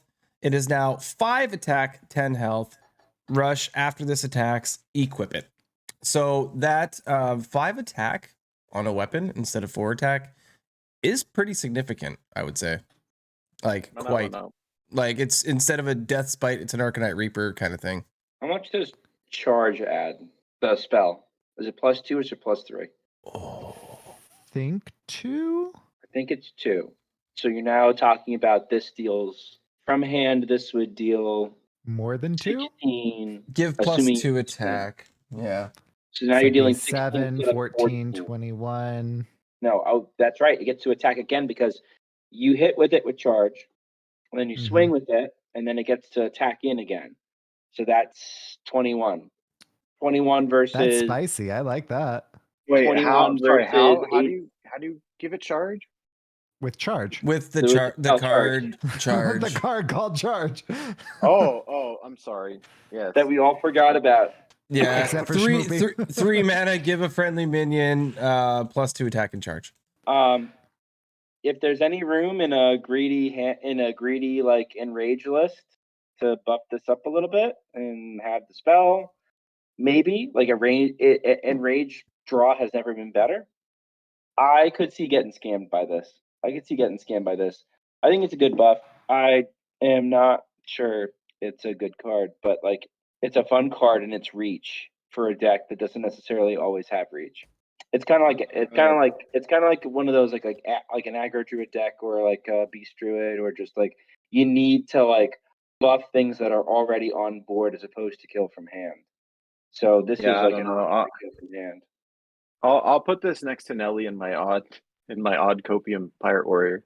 Well, Odd Warrior was running an OTK with this because you give it charge and then you make a copy of it with Bloodsworn Mercenary, and you just do the thing. I like the. We should make that like an animated GIF though. I like the. Do the thing. Yeah, you just do the thing. So like I think that's the one thing I could see it in, like a control deck win con, maybe. The extra damage might be. Yeah, I'll be honest with you. I have this card. I think it was my like golden legend of the set, like my pre-order golden, and I just have never played it. I've been stuck in this like aggro mode for a long time and never got around to it. But the concept of it is super cool. The lore aspect of it is really cool. Yeah, it's and I was very true to a lore. little. I was a little sad that they never made the Renathal sword either. Mhm. But oh well. And the concept of it is super cool, right? It attacks and turns into a weapon, and it turns back into a minion, and it goes back and forth. And then it talks, like, right? Every time you attack with it, it talks. It's really cool. It's so Do neat. you think that in Wild they'll ever give Warrior a minion that allows you to attack infinitely for 3 mana? Because Not this card gets really? a lot. There's a like this gets a lot better if that's possible. You know what I mean? Like that changes the number of times your Warrior can attack, whether it's like gets you to attack twice or allows you to attack 3 times, or like, you know. I could possibly see this. This is a strong card. It's expensive at 7 mana, right? Mm-hmm. So like I feel like it just needs either more time or more support. And if none of those things come, It gets, there's a whole graveyard of cards that never got support that they needed to become what they could become. But like it's the last card. I'll just say I'd keep an eye on it. I don't think it's good right now, but like I'd keep an eye on it. Fair enough. It was a neat card, and now it's a slightly stronger neat card. Neater. Yeah. Awesome. Well, that's it. That is all of the nerfs and buffs. We did it. Wow, we did it in less than 7 hours. I'm impressed. How did we GG. pull that off? Magic. We must have skipped some. Oh dear. Well, that was the news. The news is actually pretty great. Yeah, agreed. I That love was all the pretty buffs. cool. Oh, you missed it. So last week when we got on the line, Hydra had the voice mod on and didn't know it. And so he was talking to us in auto-tune for like 3 or 4 minutes. It was so great. He tuned in late. He's just like, "Hey guys, it's like we know you're on autotune, right?" Yeah, my bad. They're all laughing. They thought I was doing it on purpose. I'm just sitting there going, like, "Hey guys, how's it going? What's going on? You guys, like, sorry, I'm a little bit late. I didn't realize you guys started the call already, but You thought it's a bit like he was doing like elaborate setup and like getting the stream figured out, and he was just like a master of his domain. So he comes in goofing around, and we're like, you got autotune on, right? He's like, oh no, I didn't no. know. Yeah, I had no idea. Yeah, that's great. At least I didn't So was your face. I wasn't recording the episode yet or anything like that. I That wish would be we got really it funny. on. It was so funny. It would be even funnier because I'm the one recording the stinking thing, right? Like, and up recording myself on autotune. Yeah, that would have been Should have done bad. the whole. Yeah, should have just done the whole show. You could have not even told me. You know, I never would have known until after the show was posted. Sometime. Yeah. All right. Well, let's kind of wrap it up. I was supposed to do listener series stuff this week, and unfortunately got kind of derailed by COVID. And so I need to do that thing. I know that we're running into a time crunch, and we're gonna land in all sorts of like funky times now because mini sets and expansions and stuff. But I still want to. I don't want to not do it. So I don't know. I have to fall on the sword for this one. It's my fault. But life has kind of happened this week. So soon, TM. I don't know. I mean, any thoughts on this before we go? But I want it to happen, and it's super close. But Yeah, no, life happens, right? So Yeah, it's all good. yeah, I know. I felt like we were like just about to seal the deal, and then you had. Oh like, my gosh, you're so close. Your life, your home life got blown up. So, what it that is? day, you know what? I talked to you. I think that day, right? Because I went down where I work. Like we get a free gym membership if we want, and so Cool. on my lunch break, I went down to the gym, got the pass, and then I called SchmoopieDaddy, and we were talking about listener series and trying to finalize stuff. And then I went back to work, and then I got the call that my mom's wife passed away. Like same day, it was like we were ready to do all the stuff, and then my wife got COVID, and it was like, oh my goodness, like just what a crazy turn of events.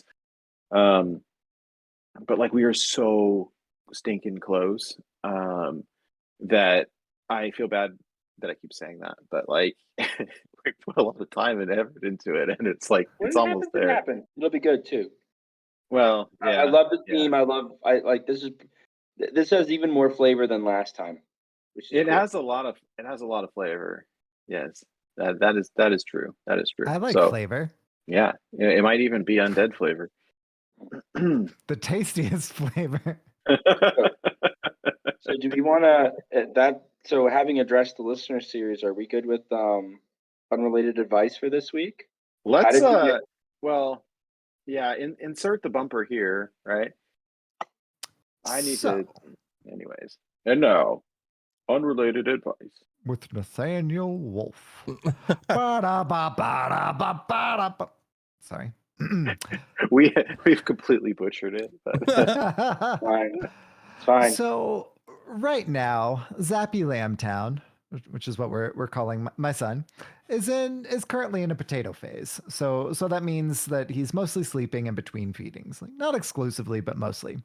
So I have not yet had the pleasure or displeasure of having to try to get a hesitant baby to go to sleep. So whenever this comes around, how do you put a baby to sleep? Because I haven't had to do that yet, and I'm going to need to before too long.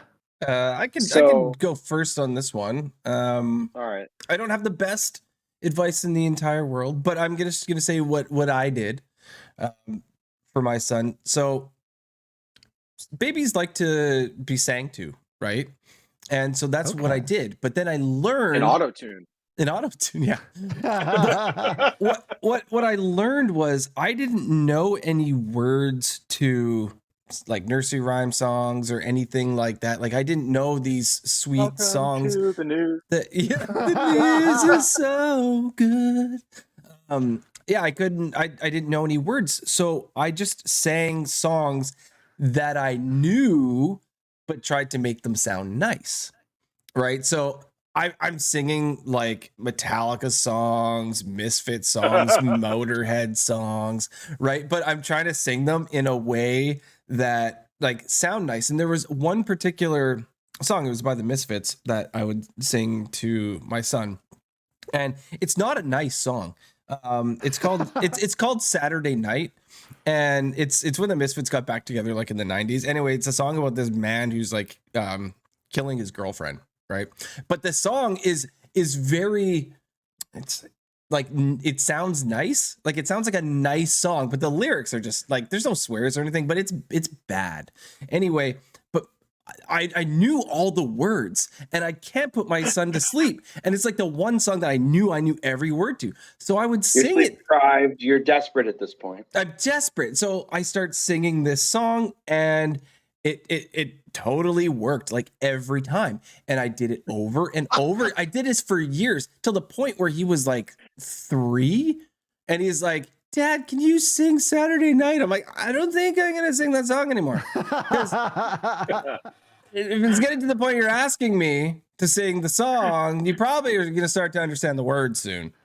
So you're gonna have to stop that one. But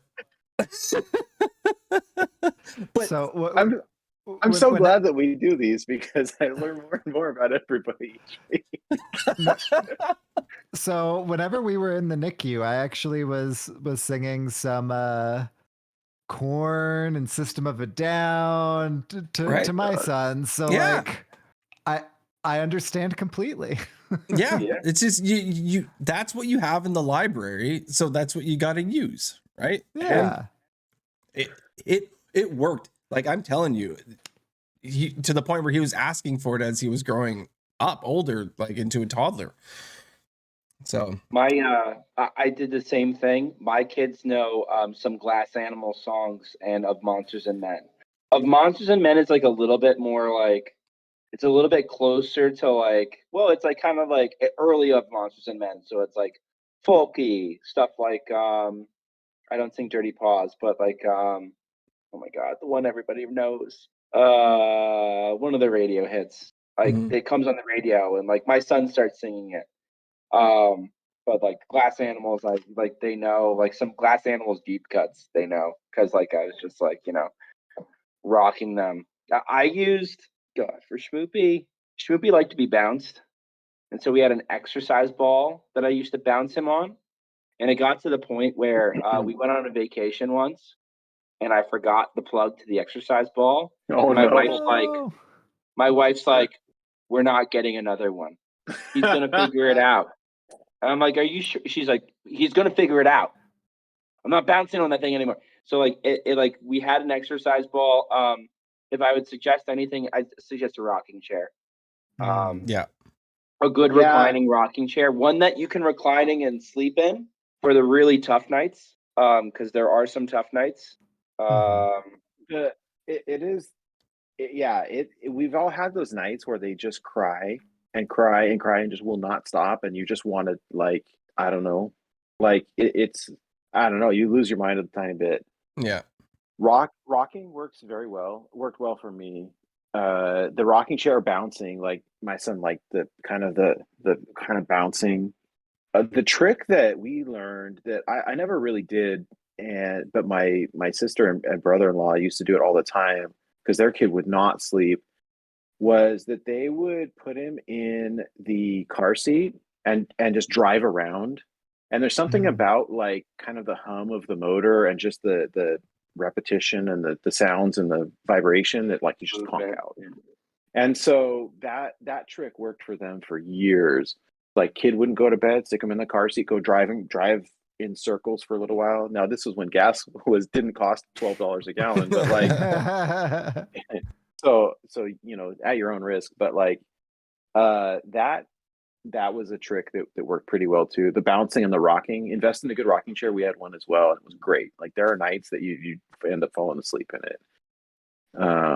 Definitely. I missed that phase. Yeah, when my son was that little, like that first kind of like couple of months, they just sleep all the time. It was so great.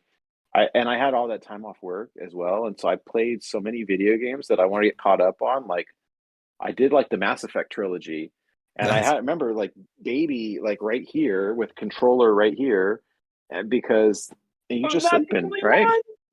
Oh no, I did it too. Great. It was great. And yeah, you know, enjoy it while you can.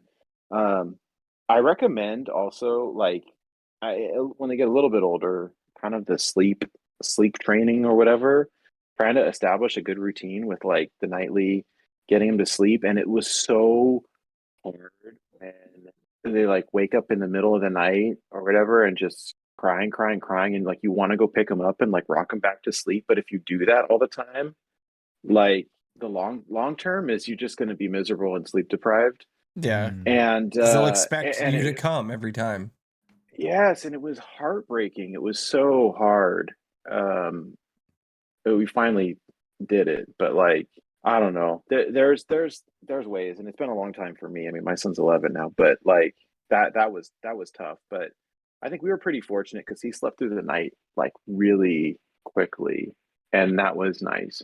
So I don't know. You'll never sleep quite the same again, unfortunately. So welcome to the club.